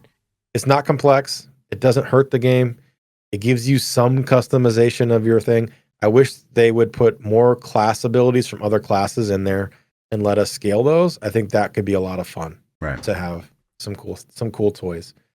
Or maybe even have unique abilities on the runes themselves, right? Like, don't steal a mage or a wizard spell. Like, make a new spell that's only for that rune. You have to use the rune to use the spell. So, yeah, and I worry, like you said just a second ago, that God, it takes up a whole tab, and I want to see them keep expanding on the system. Like, I want more runes, in season. Give us 7. A rune tab. Yeah, something? Like what are we gonna do when we get more runes? Seriously, pull a PoE Blizzard and just like give us a rune tab or something. Like Will it crash everybody's system if we load everybody's runes who's in town? If it's just runes, right? I don't know, but I hope they figure out some mechanic to let us store them, because it's crazy to waste a tab on it. Like, I feel like I'm out of stash space all the time now. I can't. If I want to play an alt, you're a hoarder, dude. You're playing. No, I am a little bit. I kind of figured that they were going to kill Evade, and I wanted to save some stuff. And it's like, well, I get all the uniques. I got all GA'd uniques, right? Yeah. I keep one of every unique, and sometimes I might get 2 or 3, and I'm like, oh, I don't know which stat's better yet, so I'll keep a couple. Okay. And eventually I go through and start cleaning shit out when I run out of space. But it'd be nice to be able to. I personally would like to see every character get his own stash, and then have like 1 or 2 pages of shared account stash. Okay. If that makes sense. Sure. That way my Necro has 4 pages that only he can access. And if I want to get something over to an alt, I dump it in the shared tab. I load onto the alt. I pick it out of the shared tab. You know what I mean? Yeah. I don't know if that's doable, but I would much rather have that. Yeah. What are we going to do when we get like an armory too? Like, where's all that shit going to go? We're never getting an armory. Dude, we are. They already said they're working on it. I don't think it's multiple campfires. I think they said they're thinking about it. They're talking about it. They said it's coming. Oh man. Okay. I also think they do some like bigger brain armory where you can like, you know how like, I want to see import. Like, what if let's say you make a build. No. Let's say you make a build, right, for Paragon board, and then you could import it. No. Like, boom, copy paste, and it fills the runes up for you. Last Epoch has that for loot filters, which I'm all for. WoW has it too. And you know what? I wouldn't mind having loot filters in Diablo 4 at this point. Of course. Like, it's kind of silly that I even say that, but it's to the point now where I want it, though. I'm like, I only want these specific things. If it's not a GA, I don't even care at this point. It's trash. Or give me an auto salvage. Like, I thought we talked about an auto salvage yellows and blues. Am I crazy? It does. In Tournament, you auto salvage yellows and blues. Sometimes they still drop because it's a bug. Like sometimes they'll drop at the end of a pit. Because I'm like, I'm picking them up still. Yeah. But okay. You don't see them in like Helltide. You don't see them in like Nightmare Dungeons, like because they're auto salvaged. So. That's what I thought we said, but I still salvage. I still get them. Yeah. You know. So I thought maybe I was like, well, I thought we talked about it. Yeah, I'm down for loot filter. I think it would be cool. But when I wanted to talk like the armory, I think they should do something like, you know, what was that? One of the Final Fantasies, I think it's 14, where you level a dude, and then you can be like, you know what? I want to be a priest now, and so like you can just switch to like because you're not locked to a class. Yeah, it's like everything is everything. How sick would it be if you could like somehow I'm like this badass necro, and I'm like AOE based, and then like once per pit I can be like switch, you know. I choose you, barbarian. You come in with like a fucking weapon through a bar. Your character just like, morphs and like is jacked all of a sudden, you know? Yeah, that'd be sick. Like a tag team, you know? You flip to a druid, he's just stuffing hot dogs in his mouth to put on some weight, you know? Okay. Hell yeah. No, I'm with you. So you want to go to a classless system where your talents dictate your class. And it's just I don't think it works in this game, but like it'd be cool to like you know, at least call in maybe your second spec at one point in a pit. I think that if in the realm of Diablo 4, the probably closest thing to that would be like, okay, I'm a Shadow.Necro for all AoE purposes, and then for the boss, I want to be able to lance or something like that. Yeah. Okay. A quick button flip. Yeah. Kind of like PoE's dual weapon system. Kinda. You ever actually switch to your other weapons in PoE? No. I just use them for leveling. Right. So. The only time people do that, I think, is if they want to trigger what's that thing called? They get the kill streaks. Rampage. I think that's the only time people do that. Yeah, I'm down. I could be. There was something I was just thinking about that, and I distracted myself with the PoE. Oh. But there is in PoE too. You switch your weapon, and your entire skill tree changes. Like that's so cool. That's so cool. I wish I could remember. Oh well. Yeah, I think it would be cool. I don't know if Armory. I guess Armory would let you save your current loadout and then respec your character and save that. That's it's going to be T3 nice, Armory. Right? But Yeah, it'd be nice to see them like make it even more cool. Is it going to be free? Is it free to respec now? I haven't really done a full respec. It used to be expensive. I don't know if it's still it costs expensive. Gold. You haven't respec your character once? A couple, like move some points here and there, but nothing like not a major full Paragon board wipe. No. Yeah. I mean, they have Scrolls of Amnesia, which is I have like 20 of them or something stupid, right? So, and then it used to cost gold to switch your skills out, I thought too. It does. And I don't think it does now. It does, yeah. Does it? It has a cost. Like if you go into your skill tree and then pull it up real quick. Because I was looking, I was like, I didn't see a cost. Refund cost, 3,852. I just clicked the shit out of it. I don't care. But, I mean, it's pretty insignificant money, it looks like at this point. Well, yeah, if you trade. 300 mil? Jesus Christ, bro. 300 mil, broke boy? I am broke. I spent 1.3 billion just remasterworking gear yesterday. Crazy. Like, so then, and that goes back to the big gripe. It's like, I don't want to have to trade. Like, give us an activity that can generate really good gold. Like, we shouldn't have to go out of the game just to be able to masterwork something we want. Like, SSF in this game would suck because you'd sit there, you'd masterwork to 12, and you just cross your fingers and hope that on your path to masterwork 12, you got the masterworks you wanted, because you would never be able to respec. That's what it's like now, because when you go to respec, you run out of. I burned up it. There's a bunch of little mats in there too that you end up consuming. Yeah, as well. That's what I'm saying. That's why I'm starved. And it's just like, you're out of. Woo. And it takes forever. It takes forever to get an orange stat on anything. So yeah. It's most of the gear that I had, I would only remaster work the first 4. Because I do the first 2, and then I'm like, I just can't afford to like try to slam the third one. I mean the first 4 levels. So the first 8. Yeah, the first 8 is what I try to do. Yeah, I did the first 4, and if I hit the first one, then I would go until I hit the first one. But I had one. It was a pair of boots, and I think I re-rolled it like 15 times to get the first one, and then at that point I was like, I had gone through so many mats. I'm like, I'm done. This is silly, Yeah. But that's fine. That's part of the end game build, right? It's like I have 90% of everything perfect. It's like, okay, so I might get an extra GA item. You know what's cool is when you salvage a 12 of 12 masterworked item, you get a shit ton of the mats back. Have you noticed that? No, I didn't know that. You get a bunch of the mats back. I got a replacement the other day for a piece I had. I was like, ooh, this is better. So I went and 12 of 12'd it, and then I was like, took my own. I'm like, well, I'm never going to use this again. I guess I'll trash it. And I trashed it, and then a bunch of mats came back. I was like, ooh, that was. I can't tell you how much. If it was full mats or 50%, I don't know. But I was happy. I was super happy. I was like, yes. Interesting. Interesting. What's up next? What else do we got? The difficulty rework. What'd you think of that? It's cool for progression. I think for progression, it's nice. I think going back to the SSF talk, if you were to play SSF, I think it would take you a very long time to complete a build. The trade drastically speeds stuff up. Like getting the items you need with the rolls you need can be a little bit of a chore. I think the progression system was cool. I didn't have beef with it. You had to clear pits to unlock it. To unlock the torment, 3, 4.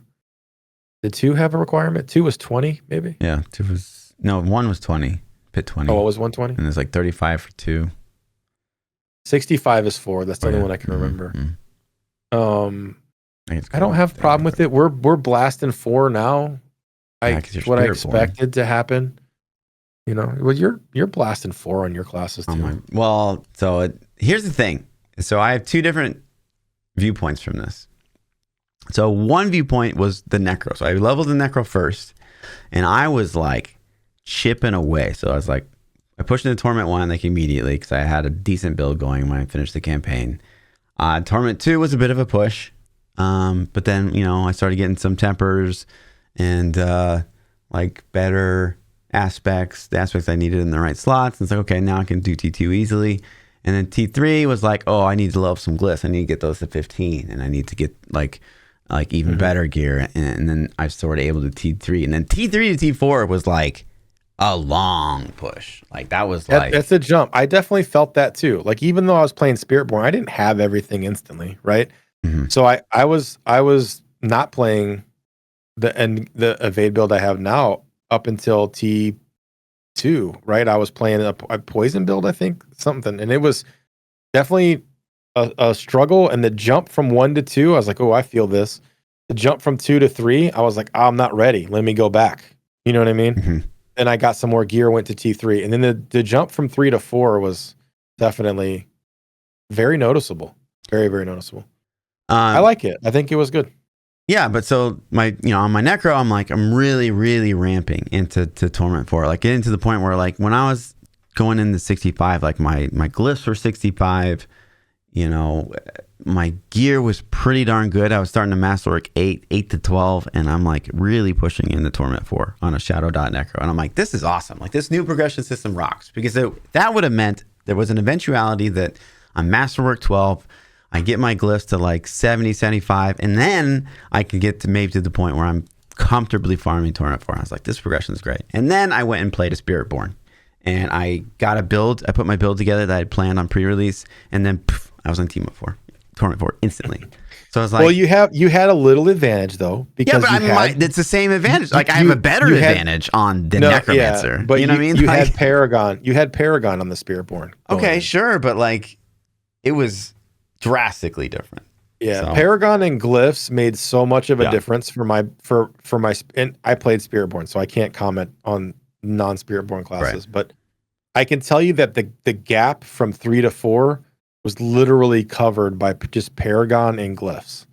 Getting the glyphs leveled up to 15 and then 46, and then getting the nodes filled out to get the damage. Like the damage scaling just from the Paragon board was insane. Yeah, it was insane. 100%. At how much powerful it made me, because I'm like, man, I'm getting dunked on T3 right now.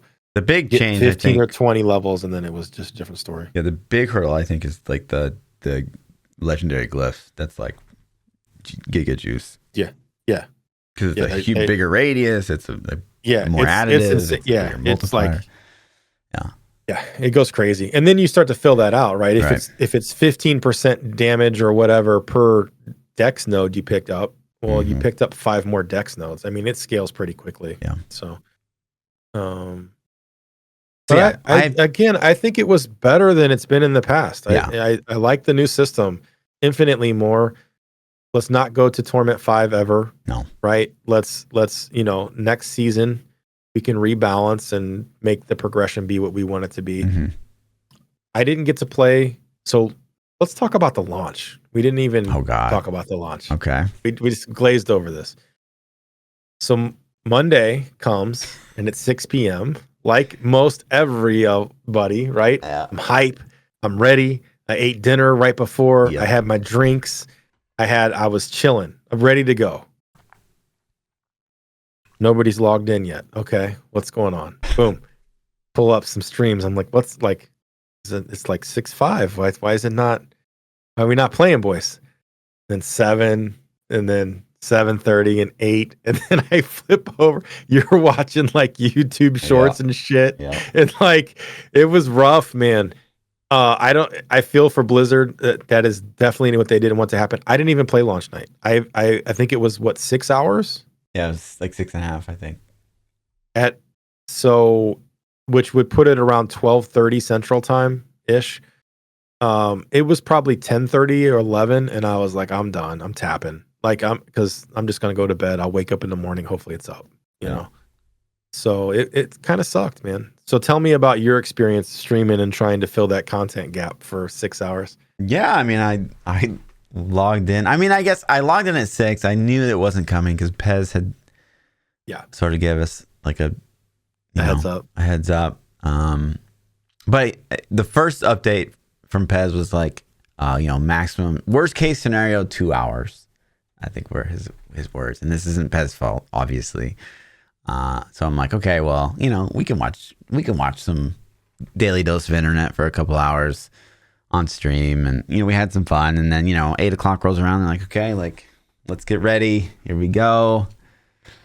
Oh God, it looks like it's gonna be another hour. We'll have an update soon. It's like, okay, and then another hour goes by, and it's like, man, I mean, at the whole time you're like, At what point should I just like go to bed and wake up fresh and like start anew tomorrow? That's the decision I made. Yeah, I was like, smart. okay, That was the play. That was honestly the play. I hit this threshold. The problem for me is it dropped on a Monday. I know better than to take time off work for a launch because I already know things go bad. Yeah. So I didn't get to play Monday night. Of course, Tuesday I wake up to fires I have to put out at work. So I couldn't really get on. It was kind of brutal. And then Wednesday is raid night in WoW. So like the first 3 days, because Monday didn't count, I didn't get to play. Tuesday I didn't get to play as much as I wanted. Wednesday I didn't get to play. So it was really Thursday before I really got to blast. And like, okay, I'm putting in some serious time. So I had to play catch up. So I log on and like when I really sat down to like, okay, I'm gonna blast this out and like try to catch up. I'm like Paragon 70 and you're like, hey, you want to do some Ubers? And you guys are like, Paragon 190. Right. And I'm like, damn, I'm 120 levels behind already. So I had to put in work. I eventually caught up pretty close. Like I think right now I'm around 240 something. What are you at? 257. Yeah. So I played some catch up and caught back up, but yeah, it definitely slows down for sure. Yeah. Once you hit 200, it's like, it comes to a halt pretty quick. So launch was a little failed. Right. So that kind of sucks. I don't love that we never really got to know what happened. It was kind of just like, servers are up, and then we played and blasted, but we never really knew. I think something happened with the update is what I thought. I know they said something about like it, but something in the update was bad, so they had to re-release. The weird thing to me was like literally when they pushed the update, everyone in Twitch chat had a different size. Like some people had 40 gigabytes, some people had 8 gigabytes, some people had 37 gigabytes, some people had 22 gigabytes. Like no one's number was the same. So it's just like, what happened? Well, maybe the client was just reporting wrong. I can't imagine they released 40 different patches. You know what I mean? Yeah. Like, I have no idea. So I got to skip all that. I woke up and I logged in and I got to play. I got the campaign finished. Yeah, I did the campaign in the first day. I think it wasn't super long. How long did it take to do the campaign? A couple hours? It wasn't. It's like 5 hours. Well, that's what I was gonna say. It was like That's 5 hours or so skipping cutscenes. I was someone came, so I didn't know I was apparently racing, but someone came in my stream and they're like, "Oh wow, you're one level behind Woody Joe," and he was like practicing to be first. I was like, "Wait, what?" So then I was like, "Oh shit, well I guess I'll blast and try to catch up." And I was like literally like 30 seconds behind him because I wanted to be like, "Yo." Yeah. Well, we know what happens. Like you raced us in D3, and I had to show you what's up. So okay. Challenge. No, we did race that one time. Did we? I think we just happened to be. We raced and I beat you. Yeah. I don't know. And then after that, we always set up to be like, hey. I think we did. I'm going to race you this season. It was like, I think we'll have to go through the archive footage. I think we have to go through the archive footage. I think we did actually bet. No way. I think if I practiced at something, I would just. We didn't practice. We just like the pod right before the thing. We're just talking shit, and then you beat me or something like that. I think I beat you. That's the only reasonable reason. Yep. It's okay. I mean, an L's an L. So hold it however you like. You know. So. Yeah. Oh, okay. So let's talk about the stat squish. What do you think? What did you feel it? There was a stat squish. Like my HP was lower. Like that's about all I saw because I'm still seeing some big ass numbers. Yeah. So, the evade build, I'm seeing like 250 millions, but it's like per bullet, which is 16 of them per cast, which is 1 million per second. So it's just crazy the DPS it's doing. But I've seen videos of people playing Spiritborn hitting trillions. Mm-hmm. Is Necro pulling any crazy numbers? I think Spirit Wave's hitting pretty hard. I mean, I think it's like the second strongest class right now is Spirit Wave Necro, but they are putting they are truncating the numbers in the new patch. Mm-hmm. Mm-hmm. They're going to put 10M instead of 10, comma 00000. So you'll have I don't know, M's and B's, I guess, and K's. Do you keep damage numbers on? Unironically, I actually do. I like to see the big numbers. I think it's cool. Yeah, but you just can't see anything. I know. And I thought about turning them off because of that. And I actually wondered if it'd help the spam a little bit. Like if it helped the lag it produces when you're in like big group settings. So I think it's PC based for one, because I don't have any trouble with the evade build personally. My machine is the best you could possibly have. So it's not really, I'm not a good example of your normal demographic. So I wonder if people on mid or low end PCs are really feeling it. It's not the lag that it causes the people. It's a lag that it causes like the game. The server? Yeah. I've experienced some lag, but it's only been in Helltide. Right. It's in Helltide when we're killing Blood Maiden lady whose name I forget. Hell Lady. I can't remember her name. Blood Maiden. Blood Maiden. I just call her Hell Lady. So when we're killing Hell Princess, like if you get 3 or 4 evade builds at the same time, it was laggy, sure, but it wasn't like insane. To me, it was never insane. It was, for me, it's like there was no graphical lag. It was just latency. Like you would be 5 seconds behind all the time. Anytime there was evade, dude. I don't think I experienced it that badly, but it wasn't like D3. Remember on like D3, we would literally crash the servers. And so I get it. I totally am fine with them fixing it or doing what they need to do. But D3, you just crashed the server that the 4 of you were on. It wasn't like a big deal. Whereas this is an MMO. So if you like lag Helltide, that means it's lag for everybody that's in that shard. Like it's bad. So yeah. Like I said, I did a lot of Helltide and I never experienced anything where it was unplayable. Like, oh, hey, yeah, was latency up? Sure, absolutely, right? But it wasn't unplayable by any means. But maybe I'm lucky. Maybe I just hadn't experienced what other things. It got really bad several times for me. So. And I've got a great gaming PC. The stream PC is dying, but the game PC is great. Yeah. Your gaming PC is up there. So, but yeah. That's sort of it. I think so. My overall impressions, man, this is the most fun I've had in D4. Wow. I think this is, again, I think I say this every season. This is what the game should have launched in, right? We should have launched in a state. I think the balance is kind of fucked this season. Yeah, of course. Like this kind of feels worse than any other season. Like drastically worse than any other season. Spiritborn is broken. I'm playing Spiritborn, so am I upset about it? No. But if I was a Barb lover or a Necro lover or whatever, it would kind of suck to see your class just getting mauled by the new kid on the block. Right.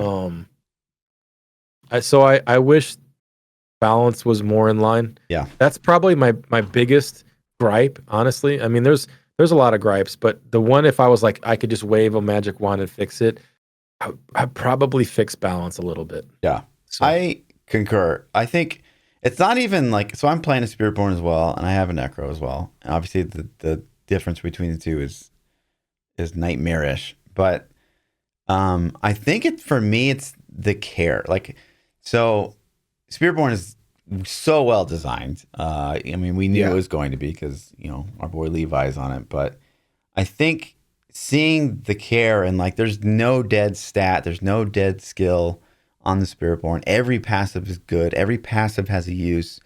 Every unique is usable. Every unique that's in the game is usable in a decent build by the Spiritborn. And then you just go back to your normal class. You go back, for me, I go back to Necro, and it's like half the shit is broken, half the shit is unusable. These passives suck. Minions are a joke. Shadow Dot's dead. There's a cap on the only way we can scale damage over time on the Necro. And like, why is that even needed when Spiritborn is doing trillions of damage per second? Why are we capped? Yeah. It's just, to me, it almost feels like, so Necro got a dot cap in like season 5 to fix season 4. But now it's like, do we even need the cap anymore? I don't understand. But anyways. I don't know. It seems like we're back to the D3 numbers tuning. Like, let's put a 0 on this. Let's put a 0 on that. Right? That's exactly what it feels like. But I'm not mad at it because a lot of the builds and a lot of the skills need a 0 put on them. Yeah. Right? Some need a 0 taken off. we're back in this place, and I feel like this is going to become the new rut of, okay, this season is this tuning, this season it's this skill, that skill, which D3 did, right? D3, it was the season of X, Y, and Z. It's the season of God DH. It's the season of Meteor Wizard. It's the season of, Hodabarb. Like, every season there was this one thing that was an outlier. And I think we're in that same rut in D4. We're getting in that same rut in D4. I would at least, if we get in that rut, it is what it is. But every class needs to have an equal playing field if we're going to do that. Like, we can't have Spiritborn up here and then second place is like here and third place is here. They all need to be like in the same league at least. But for me, it's not even that like I want my character to be doing as much damage as a Spiritborn. It's more of like I want Necromancer to have as many avenues of build diversity and like fun build diversity that a Spiritborn does. That's like my gripe. It's like, so like if you play a poison Spiritborn, there's like 3 to 4 really unique and fun ways to scale damage over time. And Necro has 1. And it's just scaling main stat. And it's like, that is the most boring thing in the world. And it's capped. So it's just like, I don't know. I want more build avenues. Like, this is an expansion. This is the first expansion Diablo 4 ever got. It does feel like pretty much all the dev time, or maybe just the guys that were on Spiritborn were just godly, and that just feels like the most robust system because like those guys were insane at doing what they do. But it just feels like the rest of the game is sort of like, it feels like Spiritborn's 2 expansions from now. And it feels like every other class in the game is sort of like vanilla D4 still. So it just feels like there's this. Well, it definitely feels vanilla D4 versus expansion class, right? There is a crazy gap there. I don't know if you're Blizzard. I don't know how many resources you devote. So next season you can bring some of the other classes up, right? But you still have Spiritborn. So now every time you add a new class, that's more balance, right? And I'm not against new classes. I think it's fun to have choices, but I think at some point you're at this place where you're like, okay, it's been 3 expansions. We have 3 new classes. So now we're trying to balance 9, whatever the case is, 7, 8, 9 classes. And it's too much work. Plus all the build diversity, plus all the sets, plus all, not sets, but the skills, the powers, the uniques. It's when do we stop? Well, that's the thing. It's like it's like any other software program, right? Like you have to make stuff that's expandable. You have to make stuff that has like future proof. You have to make stuff that you're not giving yourself tech debt down the road. And I think that vanilla D4 did a terrible job of this. They didn't take any of the learnings that they had from D3. I assume there's just no documentation anywhere in the Blizzard building from D3. But they had like no, really, we're repeating it right now. What are you talking about? Like they had repeating it stuff in D3. It's like, okay, like they had a hard rule at some point in the Diablo 3 timeline where it's like, hey, we had these abilities. Like we had Shard of Hate. You remember Shard of Hate originally came out and it's this lightning damage proc sword. And it was really strong when it came out. And then like the game got an expansion or some patch happened where like the damage just went up and that got left in the dust because it was a hard number. And that never got scaled. And we're seeing hard numbers all over the place in Diablo 4. We see X-Falls, it's a hard number. We see like, Ebon Piercer, it's a hard number. And like, how do you scale those effectively instead of, and at some point in Diablo 3's time, they're like, we're not going to do hard numbers anymore. We're only going to do percentage weapon damage.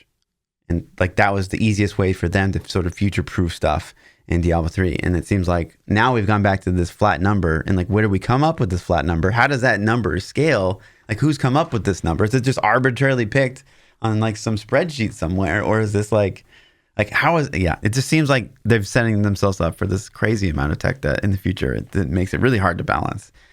And as they continue to add sort of new stuff, like, other stuff gets left behind. Like I could say X-Files. X-Files in season 3 or season 2, whatever season came out, was super fun. What a fun, unique item. And now it's like, okay, well. And that's okay. I don't want to play the same thing forever. Sure. Right? Either. So I'm okay with rotations, but in my opinion, I think that at a minimum, every class needs to have a meta build that competes, that the team specifically is like, okay, this is kind of the avenue we're going to push, or these are the skills we're going to push for this season.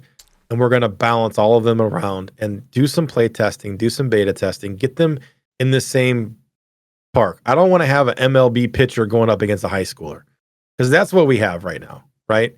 You got Spiritborn out there and Randy Johnson, and then you got, you got your sources over there looking like a high schooler batter trying to hit this 99-mile-an-hour fastball. It's like, it's not happening. Doesn't this happen? Like, I don't know, WoW, but like D3, the Necro came out and it had like some busted ass builds the very first season that was out, and it was just light years ahead of everything. There's just stuff that they don't know. They don't know until they know. Like, I don't think they knew this evade build was going to happen. I don't think that they knew that cool whatever. I don't think so either. And it's okay. I'm not upset about the first season with Spiritborn has to be the best on its inaugural season. It has to be. Right. Season 2 though, okay, we figured out some stuff. We saw the players get their hands on it. This is what they broke. Let's rein this in. Let's get the other ones up to class. You can't just buff. We've already learned that from D3. You can't just buff everything else up to Spiritborn.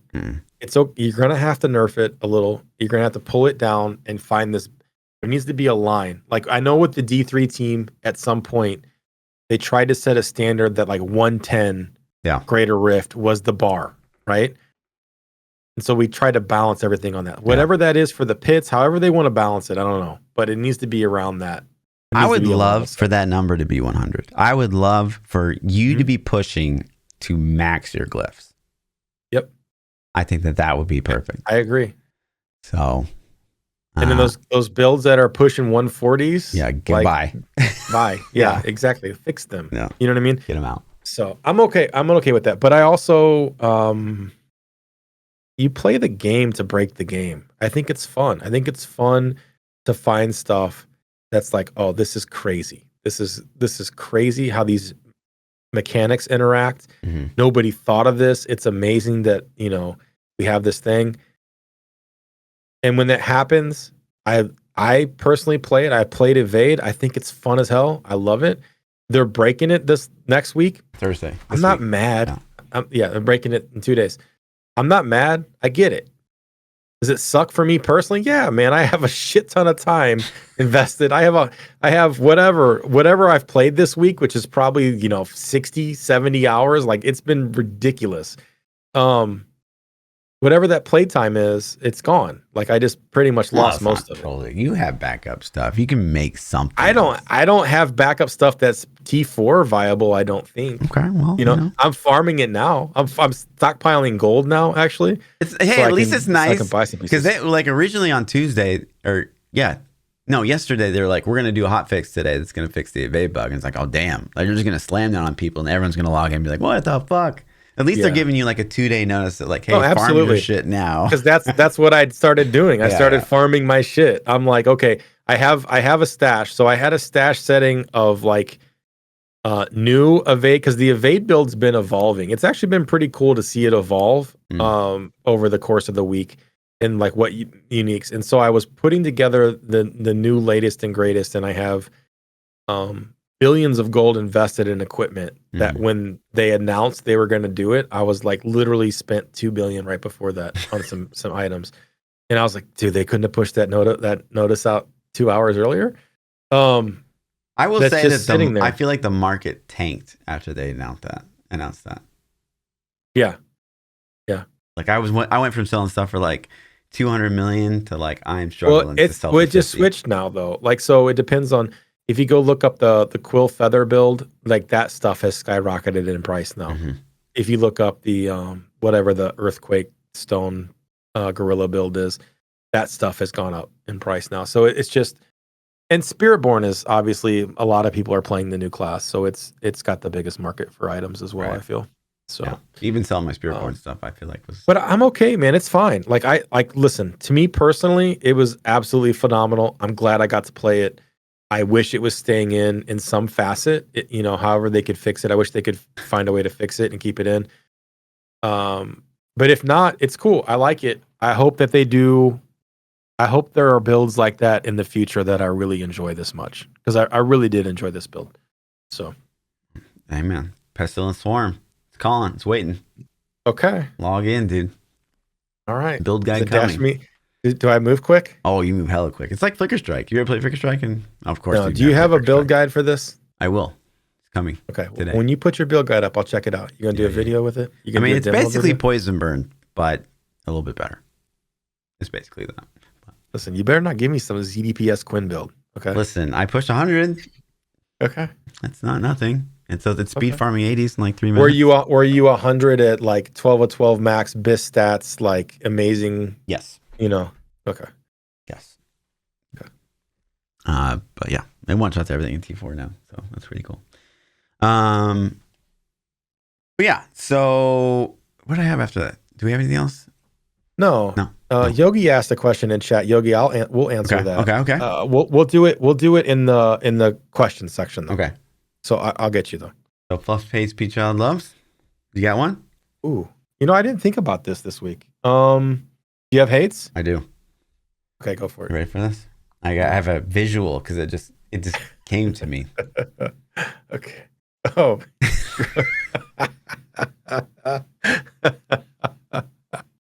For those of you listening, there is an error screen from Diablo crashing at a report it Windows feature up. Oh man, it crashed on you live. Yeah. It never fails. It's like you get an XP well and you're like, Poggies, let's go to the pit. And you get your 3 incense, you get your XP potion, you get your opal going, you got your XP well, let's go. And you're like 50% into the pit, blasting XP, and it's like crash. I had a quadruple GA unique on the ground. And I picked it up and it crashed right when I picked it up. Okay. And I was like, please God, please be there. Like, let it be there. And I loaded back in and I had it.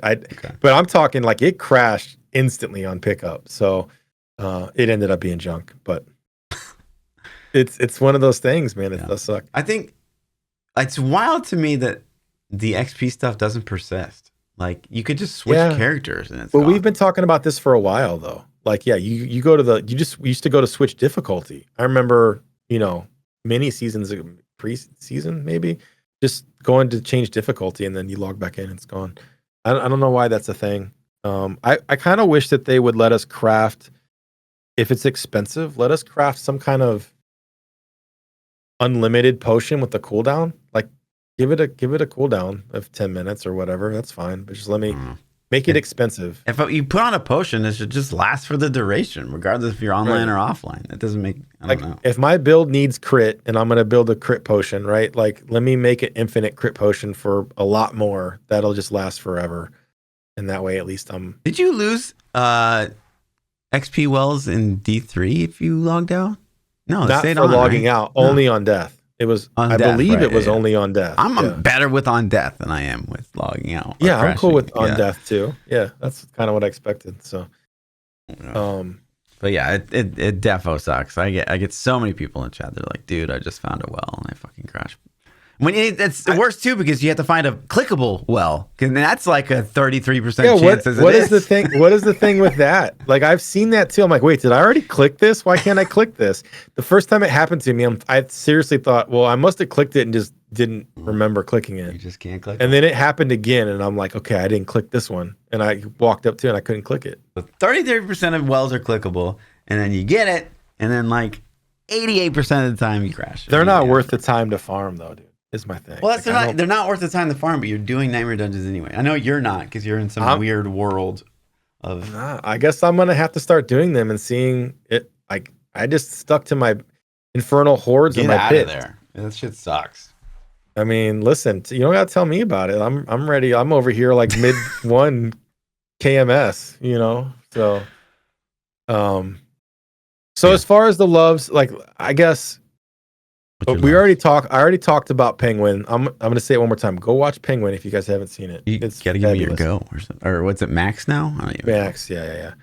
But I think it's fun to be playing Diablo again. I do miss D3 season launches. I hope Blizzard fixes that. Please fix that. I don't think it's coming. Do Friday nights, man, please. It's Tuesday shit. Yeah. Because I really missed that. It sucked. Even with the delay of the season launch, let's just say it had this expansion, even if it had launched on time, it still sucks to drop on a Monday. Absolutely. If I had a job too, like not being able to play, I had to work. Yeah, I worked Tuesday, man. So it's like I can't stay up super late on Monday unless I take Tuesday off. Yeah. And it's like, okay, so I'm gonna burn vacation days for the middle of the week. Just launch on a Friday, and then I can stay up all night, blast Saturday, blast Sunday. I get your boys don't want to work on Saturdays and Sundays. None of us do. But how often do you launch a product like that? Once a year? Once every 2 years? Like, hey boys, you got to work a weekend. Like, it's cool. Yeah. So, but it's fun to play with the boys, man. Like, you get people that I have Diablo buddies that don't play WoW with me. They only play Diablo, and it's just cool to hang out with the boys again. Play Diablo. We played games together for the first time in a long time. We did the dungeon together. We did bosses endlessly for hours. You know what I mean? So it's fun. Weird too, because I've given this feedback season after season. We're on season 6 now, and I'm like, dude, another Tuesday launch? Like, come on. And I feel like even the Diablo partner Discord is split.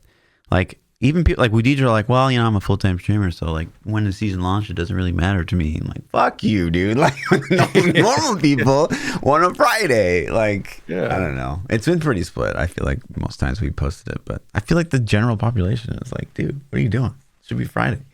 I want to blast all weekend. Yeah. I just feel like, of course there's people that work Friday, Saturday, Sundays, but I think the majority of people don't work 9 to 5 on a Monday through Friday. Mm-hmm. So give us those Friday nights, man. I miss it. Those were, I'm telling you, like the D3 season launches were the best weekend of gaming in the history of gaming for me. I can't think of, there was the period that we were blasting. We were you and I were planning out, okay, I'm going to play Z-Neck. You're going to play whatever, or however our comp decided who was playing what.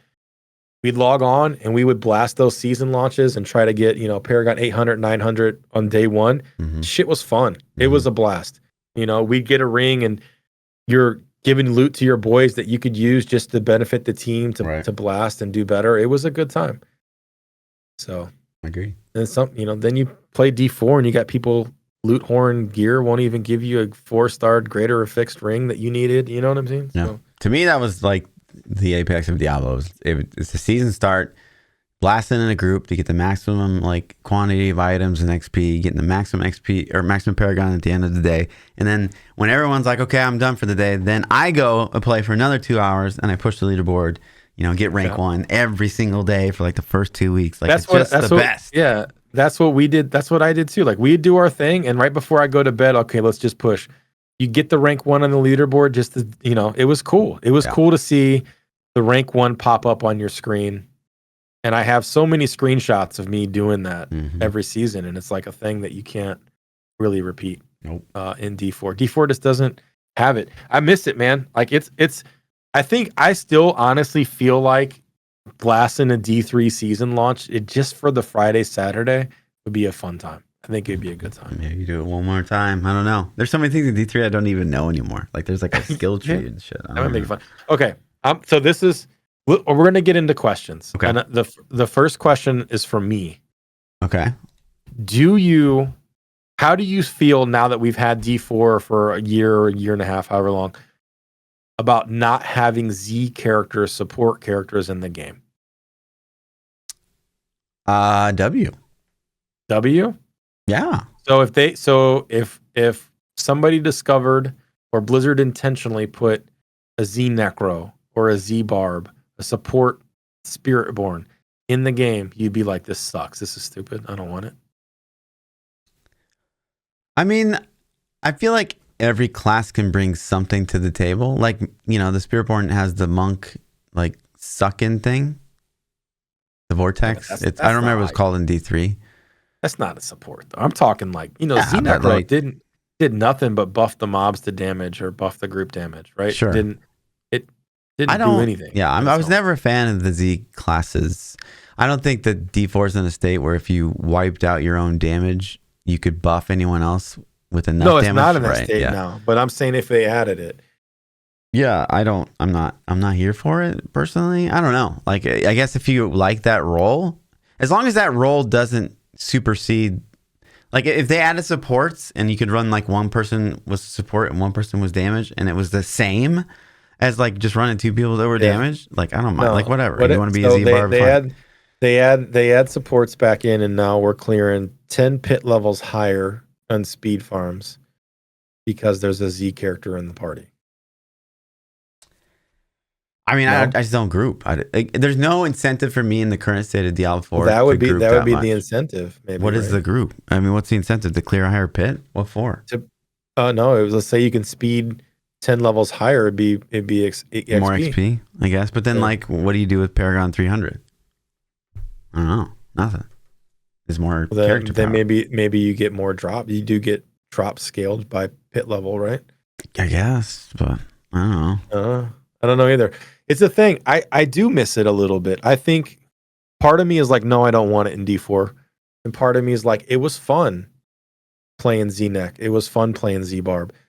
A good Z-Barb in D3 that could round the mobs up and what was the spear throw that would grip them and yank them back? I forget the name of the skill.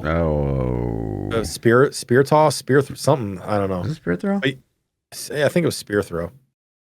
But grip the mobs up and get them all grouped up, and you're running around yoinking stuff, from out across the map. I don't know, man. Maybe it's nostalgia. Maybe if we got it back, I'd hate it. But at the moment, I'm kind of like, man, I think it'd be kind of cool to make a support build and just blast stuff, Right on. Anyway, that was from me. I mean, I have a Z Necro on live right now. Is that? Well, I don't think you're not buffing the group though, buddy. You're just not doing damage. Nope. So, Yogi asked in chat. He said, "Rate the expansion out of 10." God. I mean, do I rate this from a Diablo standpoint, like, or do I rate this from like a all of games aspect? I don't know. I'm gonna say I rate the campaign like a 3. Okay. I rate my fun at like a 9. Okay. Right. So I'm gonna have to average those a little bit for an overall. Okay. I think the game's in a great place comparatively to what we've gotten. It's really hard for me to say because I want Diablo 4 to be so fucking good, right? That some of me is like, I think I give it more pass than, like, if Diablo was not named Diablo, it was some third-party ARPG, would I still give it as much pass and leeway as I do D4? Or am I more critical on D4 because I like it so much? I don't know. I'm gonna give it a solid 7.5. Okay. I'll give campaign a 5.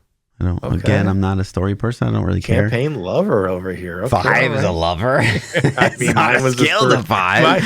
Mine was a 3, so okay. Enjoyment factor. I mean, yeah, I'm at a 7 or 8. Seasonal theme, a 1. Worse than campaign? Yes.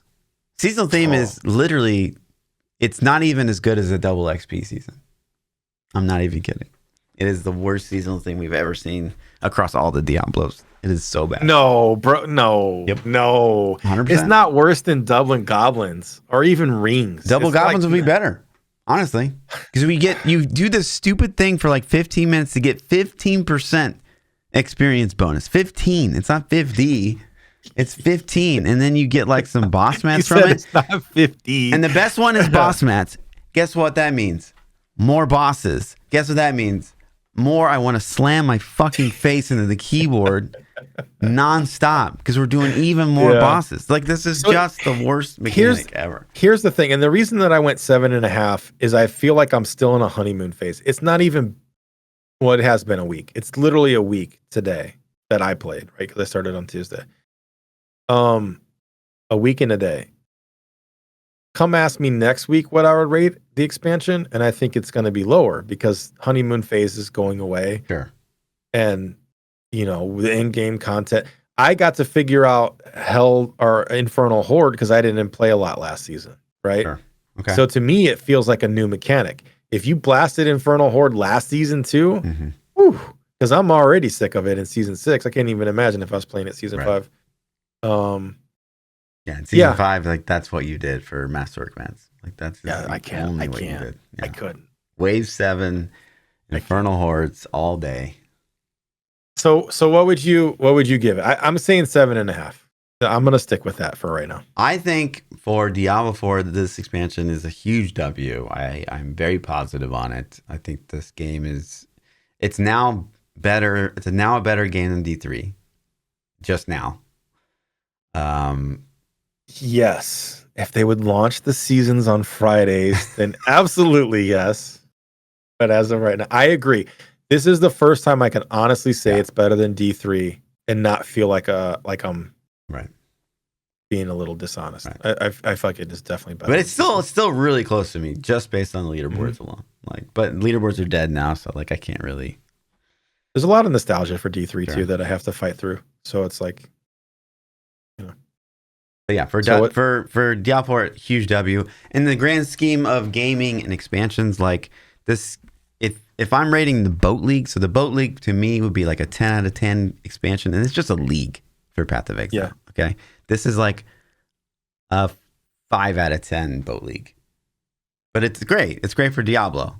But like So you're rating the expansion a 5 out of 10? 5 out of 10 compared against like an expansion for another game that I love. Just do like I did. Yeah, I'm rating the expansion 7.5. 7.5, 8 out of 10 for Diablo. 8 for Diablo. Yeah. Okay. It's good. Yeah. I'm obviously my uptime is insane. I'm with you. I 7.5 out of 10 for Diablo. I agree. That's mine as well. If I had to rate it in terms of games, yeah,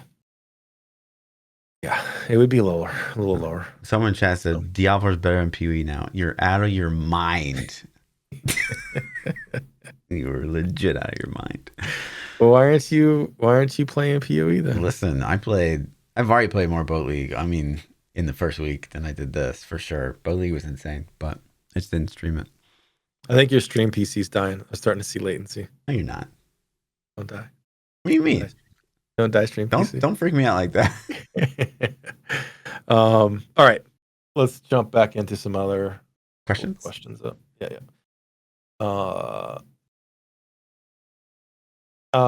Hex says, what are your thoughts on D4 class balance? Would you like to see a new skill buffed each season for every class, or more focused on all of them being even?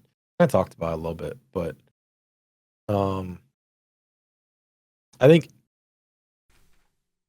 would you like to see them try to overall balance more sets, more skills?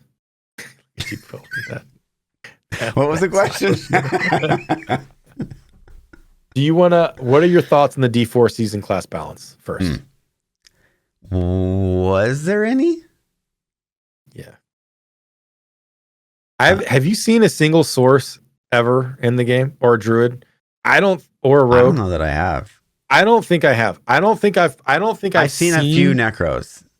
In the wild, I don't think I've seen a single source, a rogue, or a druid. I've seen a couple barbs.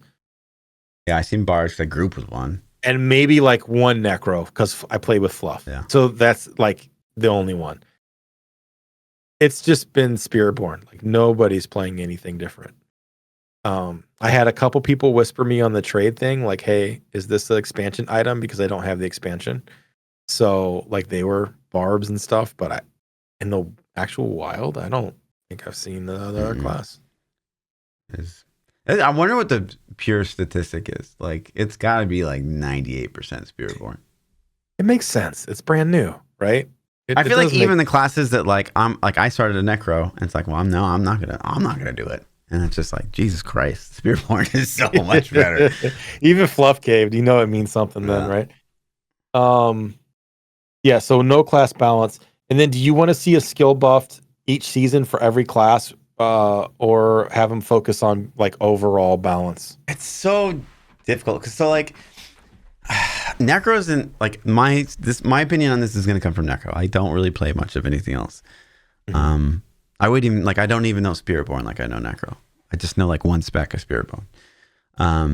So necro's just in a place, and I throw this around a a lot because I do feel like Necro is the new Witch Doctor. And I don't know if this is karma because of all the shit that I talked on Witch Doctor, but it's just in such a bad place in so many different areas that it just needs an overhaul.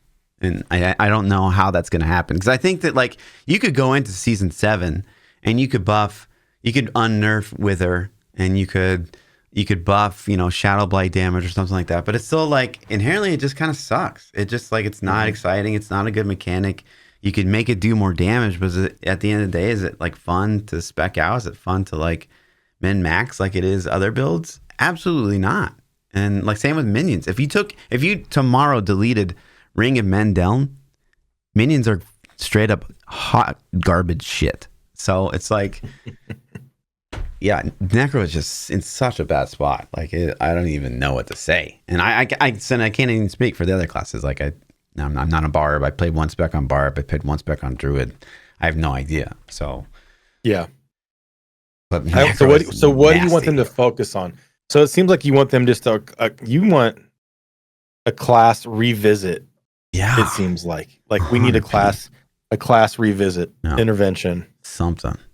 We need to like revisit a skill or revisit a key passive every season at least going forward. And I think that there are a lot of skills that were underused or maybe need to be revamped on every class. So I'm down with Blizzard kind of focusing on a specific skill, and then the community will find ways to break that, right? Mm-hmm. We always do. So I'm okay with that. I think that's the plan for me, or that would be the play. But I definitely want to see every class on the same level, and like Fluff was saying, 100 pit's a great barometer. Like, let's get every class around that same full masterwork. You're geared up. Mm-hmm. You're in your meta specs. A 100 should be the barometer. And then if this new spec outlier comes around that's blasting 130s, okay, something's broken. Right. We're going to squish it a little bit. Sorry, boys. You're back down with everybody else.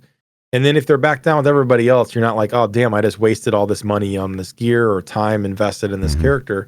No, you're just as good as everybody else still, right? So. I do feel like Pit's that perfect 100 barometer because like we said, you level your glyphs. The max level of glyphs is 100.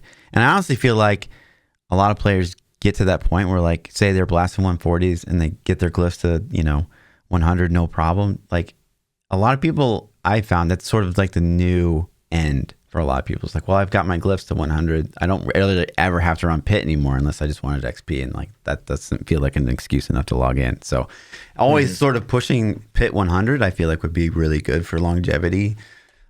To keep you going because you're like, well, my glyphs are only 97, but I'm like, I'm not strong enough to push a 98. Like, but I can get a little bit more, you know what I mean? So I think that would be the perfect place. Currently, speaking of things that are come back from D3, the glyph system is like leveling your legendary gems. Yeah, just like D3. I mean, it's crazy just to see how much of like people were like, oh, the game is shit, and they're like, oh, we'll fix it, and their fix is like D3 stuff. It's like, okay, it's kind of.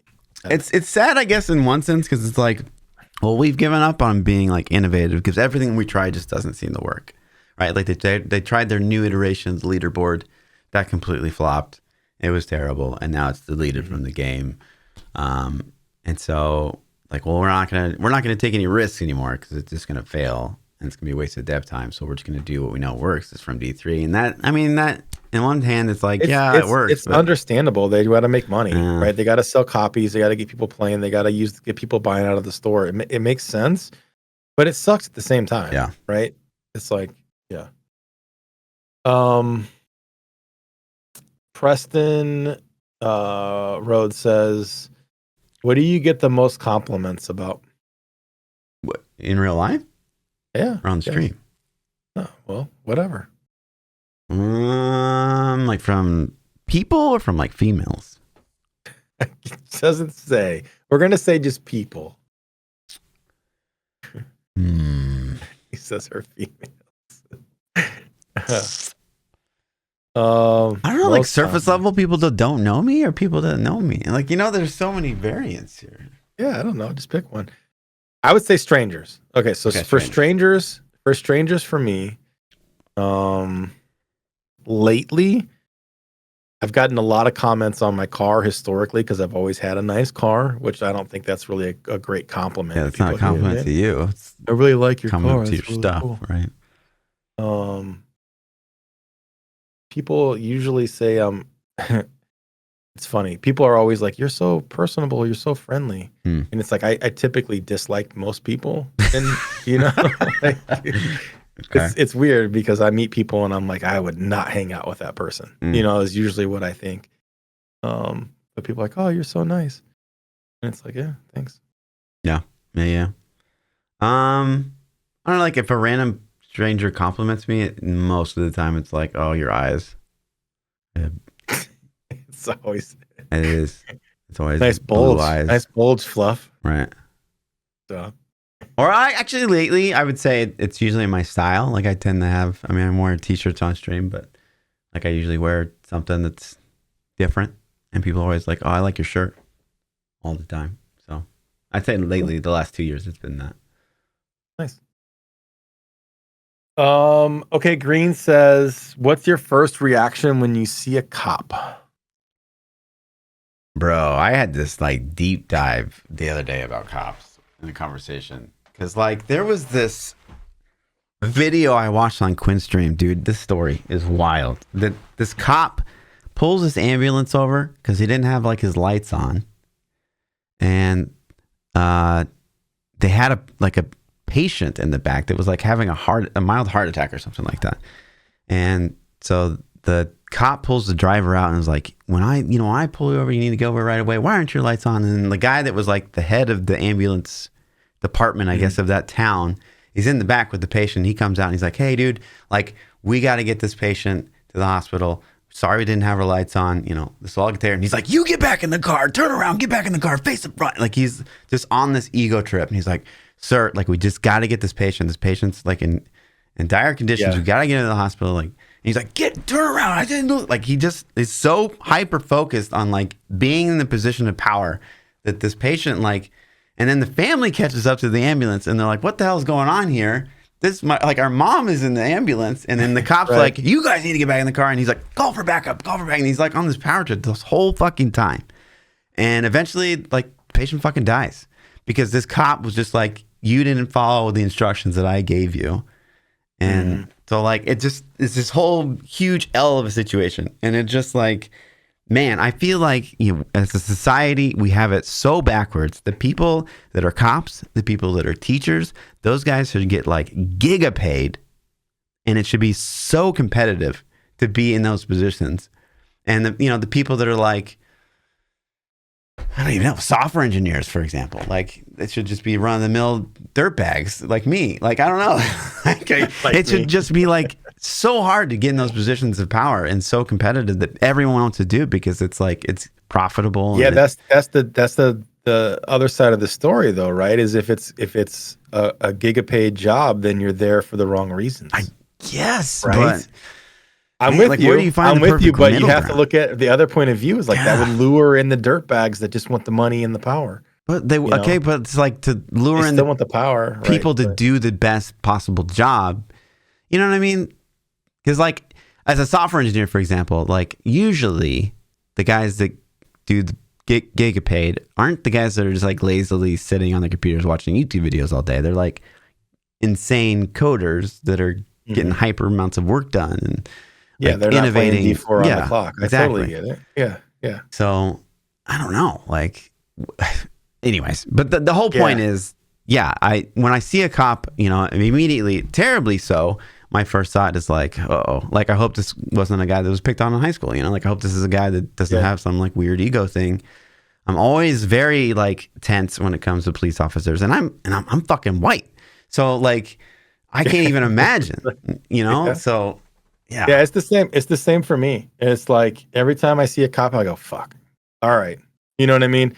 Just like, don't pull me over, don't fuck with me, don't leave me alone, walk by. It's crazy. I had my son is absolutely murdering football this season. Like he's gotten college scholarship offers, like crazy stuff. He's number one in yards and touchdowns in the state of Missouri. Like, I mean, absolutely studding it out. Broke high school records that have stood for like 35 years. Crushed them by a lot. Yeah. So he's an absolute beast, man, and he's a so crazy athlete. And so I made him at his football game the other day, and we're leaving the game, and they have police at these games, you know, for when people get rowdy or whatever, I guess. And we're leaving, and this cop is just staring at us, like Brandy and I, my wife and I. Yeah. And I'm like, what the fuck? And then so he's like, you know, we make eye contact, and he's just deadlocked. And I'm like, hey, how you doing? You know, nice, trying to like, hey, break the tension. And he just kind of nods, and that's it. And I'm like, what the fuck? You know what I mean? Like, weird, just weird interactions, you know. So. And then you just think it was a weird racial card thing? I don't know. Maybe, you know. I mean, what else could it be? Like, what is that? Who knows, man? Dude, I honestly have no idea. It's just weird though. It's weird scenarios where it's like, I don't know. Ugh. But it's funny is like, I had a friend. He's not a super close friend. I do have a friend. It's one of my wife's friend's husbands, who is a police officer, and he's a cool dude. So it's like, it's a bad time because like there are cool cops out there that get bad rap. So I feel for him. Last question. There's this. I need to find it. There is an insane Netflix documentary right now. God, I wish I could remember what it's called. It's about this guy that gets charged for like child, like pedophilia stuff, like like really abusive type stuff, and like no, and it's just like this kid. He's like a popular high school footballer. And he gets like arrested and, you know, thrown in prison, given like however many years, and then like all this stuff comes back, and it's like, well, wait a minute, like the cops didn't do anything. Like they had all this like bias going into, like they like unpack this whole thing. Eventually the guy, like, well, I don't know, spoil it, but it's wild. It's so good. I need to find the name of it. So he ends up being innocent? I mean, it's innocent as far as the trial is concerned. Absolutely. But yeah, I need to find the name of this documentary because it is crazy good, and it just like blows. You're watching it, and the whole time you're just like, they did what? Like, and these cops are still on the force. Like, yeah, it's crazy. Yeah, you see. Well, did you see the Tyreek Hill situation? Do you know who he is? And did you see that thing? Mm-mm. So like it was like 3 or 4 weeks ago. If you guys don't know, Tyreek Hill is an NFL wide receiver for the Miami Dolphins. And he's driving to the stadium on Sunday morning before the game, like 3 or 4 hours before the game to, you know, go get ready for the football game. He's driving his whatever exotic car he has, like a, you know, we'll say a Lamborghini. It was probably like something more expensive even, but speeding, probably being an asshole, right? Cops pull him over and he's like, whatever, man, just give me my ticket so I can be on my way. Sure. Right? And the cop like calls for backup, pulls him out of the car, slams him in the ground. Like the body cams have all the footage, and Tyreek Hill's famous, so people see him and they're recording on their phones. It's nutty. If you go watch it, the cop was like on a crazy fucking power trip. Damn. Right? His teammate pulls up behind him. He's like, "Get out of here before I arrest you too." Like shit, you know, just like the ambulance story you were telling. And it's like, sure, was Tyreek being an ass? Probably. Right? They have it on video. Right. You can see the whole thing. Was he a little cocky? Sure. But did he deserve to get his knees kicked out and face planted in the cement with the knee in his back? Right. No. Yeah. You know what I mean? It's just, it's crazy. It's crazy the amount of, it's like if I went up to somebody and was like, do what I said, kick their knees out and smash them in the ground, I've just assaulted that person and I'm going to jail. Yeah. Right?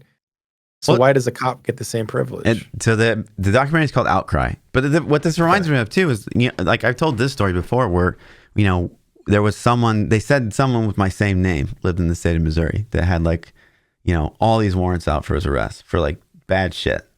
And I got pulled over in college and like this guy. Nobody has your name. Your name is unique as hell.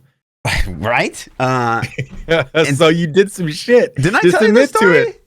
No, but just admit to that shit. Oh my God, this story is crazy, dude. So I got pulled over in college. Like, so I had just moved to Mizzou, and I had a scooter for getting around college campus because, like, that was the best way back then. I don't know if it's changed, but you could just like drive up to the building and walk in.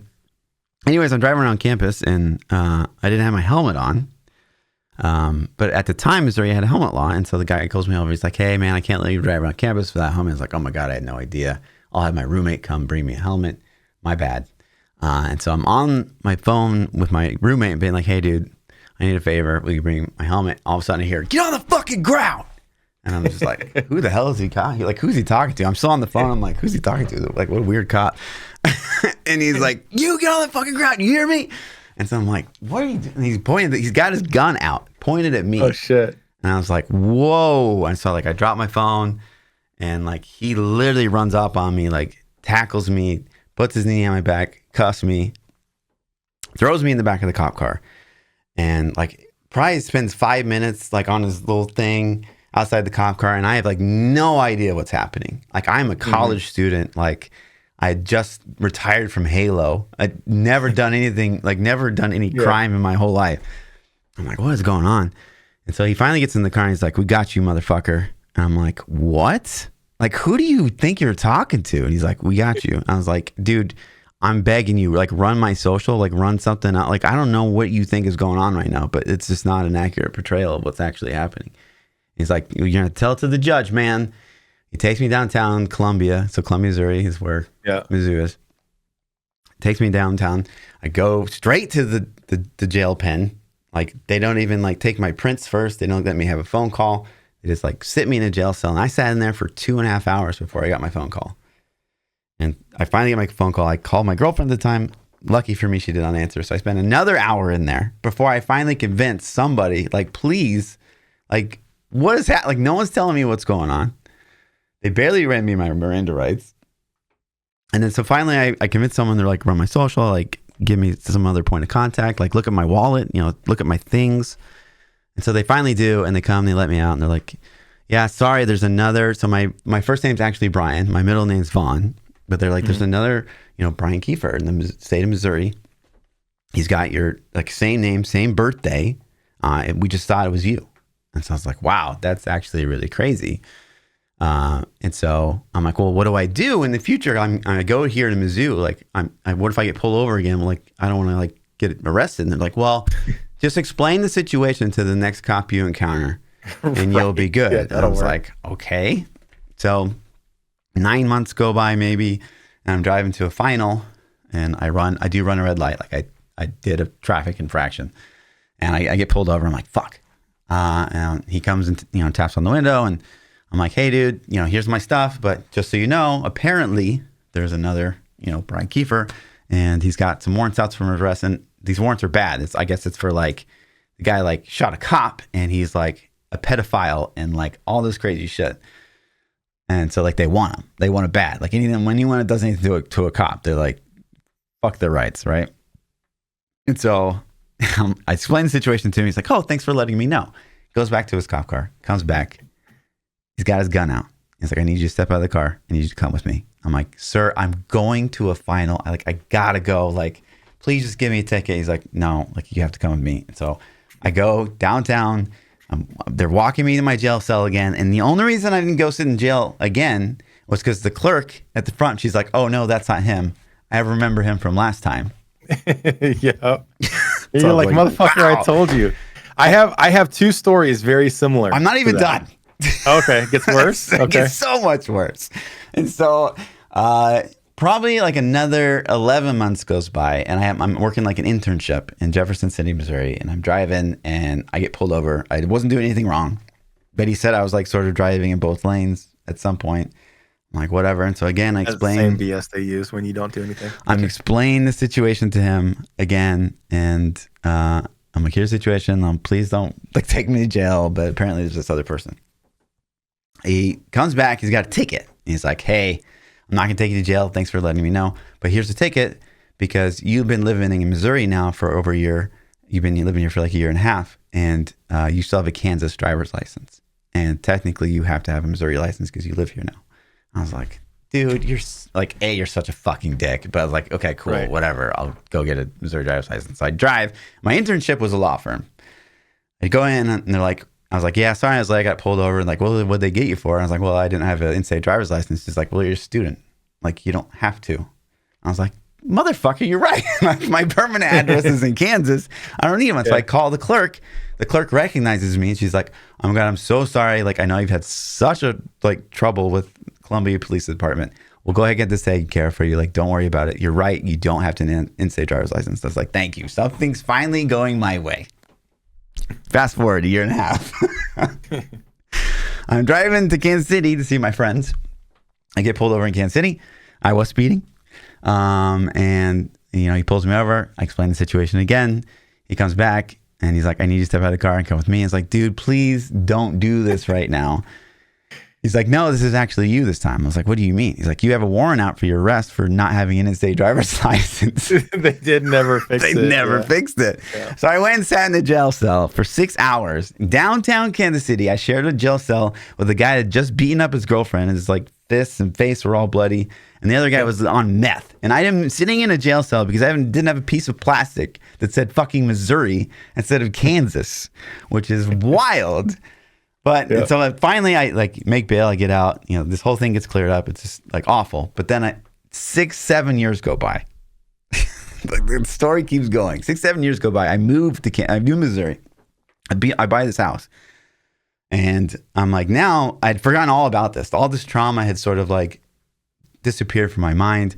I have a Kansas driver's license still. I need to get a Missouri driver's license because now I actually do live in the state of Missouri.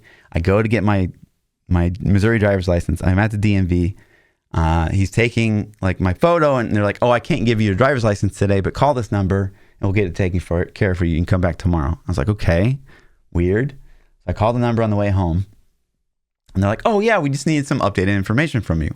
What's your address? Where do you work these days? Blah, blah, blah. And I'm giving it up because I'm thinking I'm talking to someone from the state of Missouri that's just in the office of the government or whatever.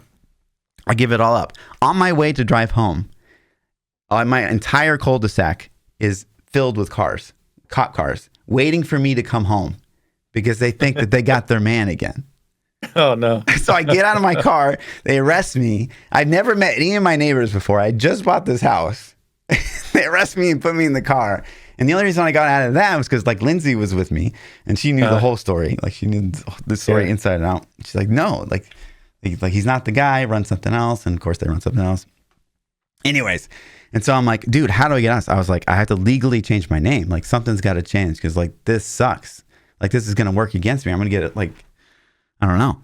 And so I called, I was like, oh, is this why people, write their senators? I have no idea. So I called Jeff City, Missouri, the capital of Missouri. And I was like, hey, help me. Somebody help me. No one wanted to help me. And then I finally got this clerk who the only reason she decided to help me because the same thing happened to her daughter when she went to Boston University. So she's like, I'm going to look into this for you. We're going to get sorted. Give me a week to look into it and I'll call you back. I was like, okay, cool. She calls me back in a week. And the guy's name was Jeff Keisler. It's not even close. The birthday is not even close. The name's not even close. The original cop that pulled me over thought the name was somewhat similar and put some sort of known affiliation in the system for me. That's because funny. He fucking wanted to. Because he wanted this guy so bad. So for years I've been harassed by the police department because for fuck knows what. It's just wild. Didn't like you. Yeah. Because this guy wanted this person to be caught and thought my name was somewhat so it's just wild. That's our judicial system. It's just anyways, that's a long story, I know, but it's just yeah, that's interesting. I have similar ones. I won't tell them just for the sake of time. Sorry. No, we're good. I'll abridge one that happened with my wife and I. So most people probably know, but I'm in an interracial marriage. My wife is African American. I'm Caucasian, right? So it was, we've been together for 20 years. 20 years ago was different than it is today. And 20 years before that was different even still, right? But we got a lot of looks, a lot of you shouldn't be together type deals all the time. My wife buys, we've always done fairly well for ourselves. We've never, so wife buys a brand new car. This is 2006, roughly. Okay. So Wife buys a brand new car. It's a Pontiac G8 GT. Nice car, expensive. You know, not crazy, but it's an expensive car, right? It's a nice especially car. in those days, that's a good car, man. Yeah, it's a nice car. You know, and so had the car. I don't know, 2 days, 3 days. She's driving to her dad's house to go visit, hang out. I don't remember why she's going there, but she leaves my apartment. She's going down to her dad's house, gets pulled over. First thing the cop says, he says, "Whose car is this?" She's like, "It's my car." He's like, "No, it's not. Whose car is this?" She's like, "What?" "It's my car. I just bought it." Right? Yeah. You know, it's like, I can't afford this car. Like, right. Fuck out of here. You know? And so then he's like, "Give me your license." Okay. So she gives him her license and he goes to the car and he comes back and he's like, "There's a warrant out for your arrest, blah, blah, blah, blah." Same kind of deal as you, right? Mm. Got her, you know, you got warrants out for this crime, that crime.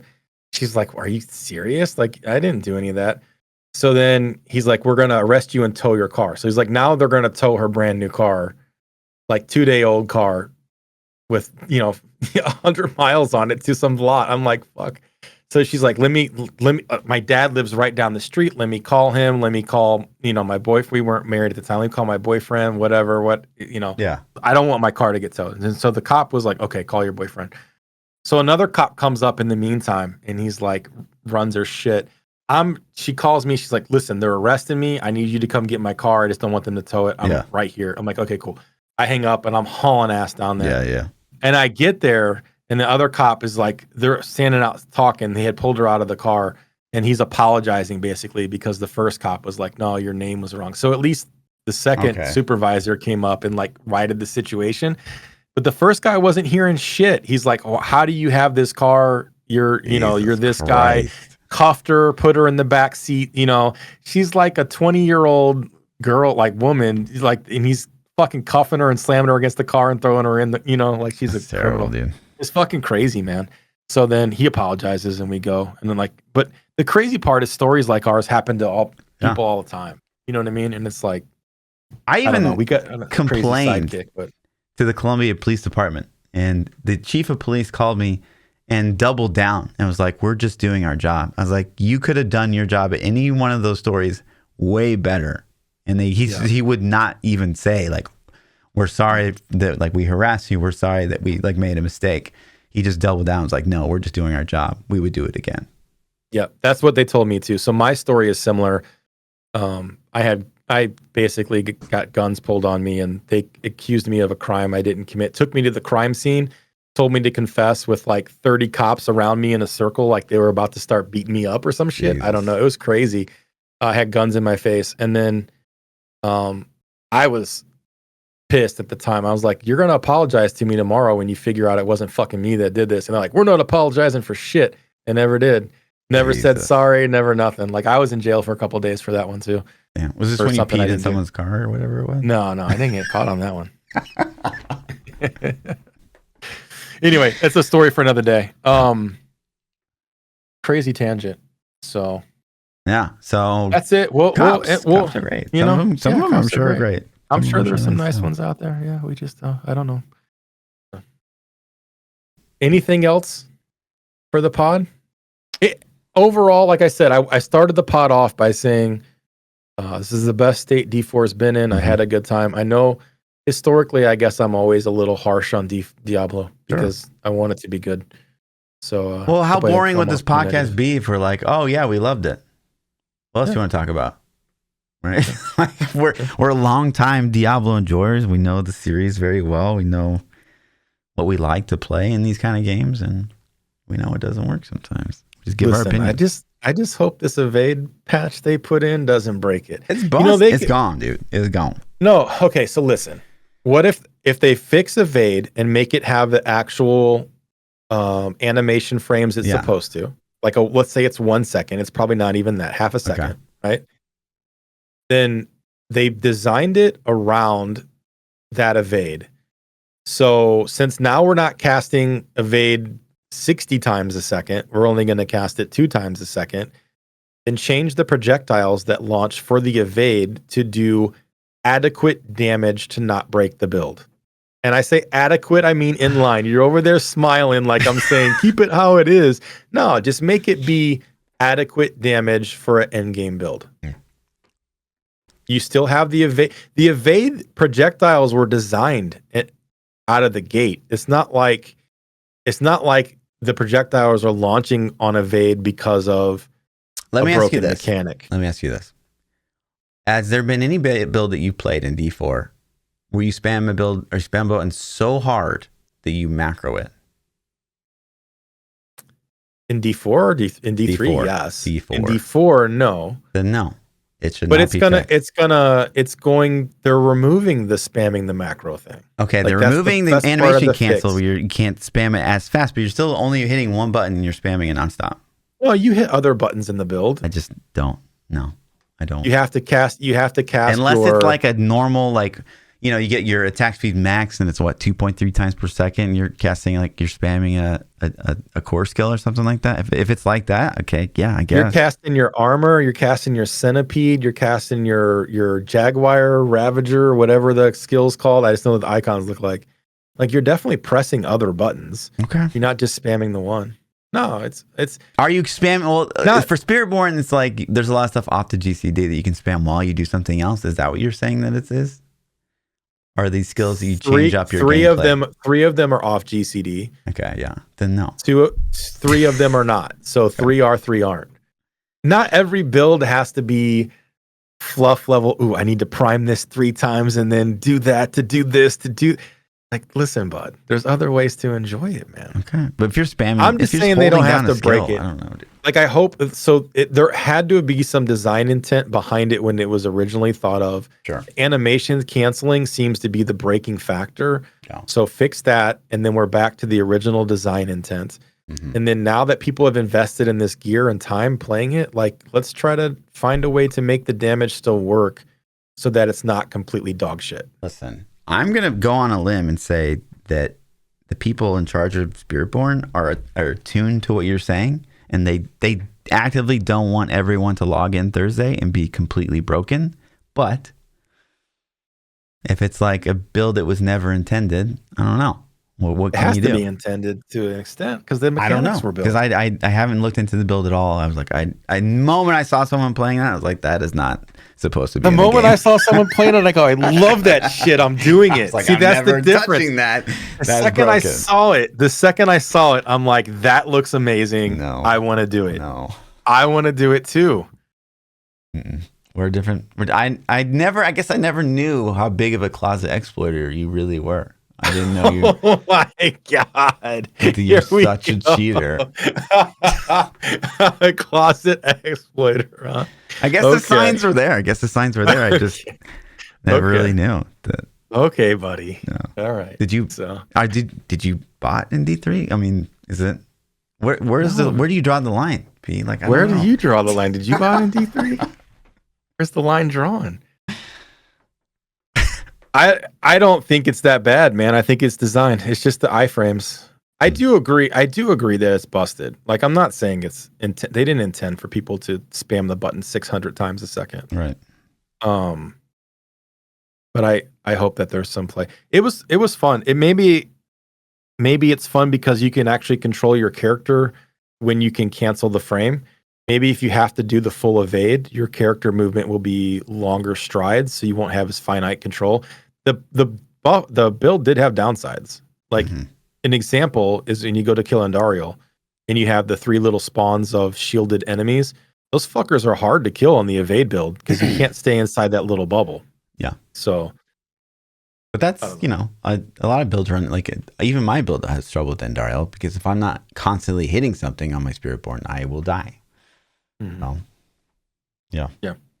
Anyway, that's it for the new meta.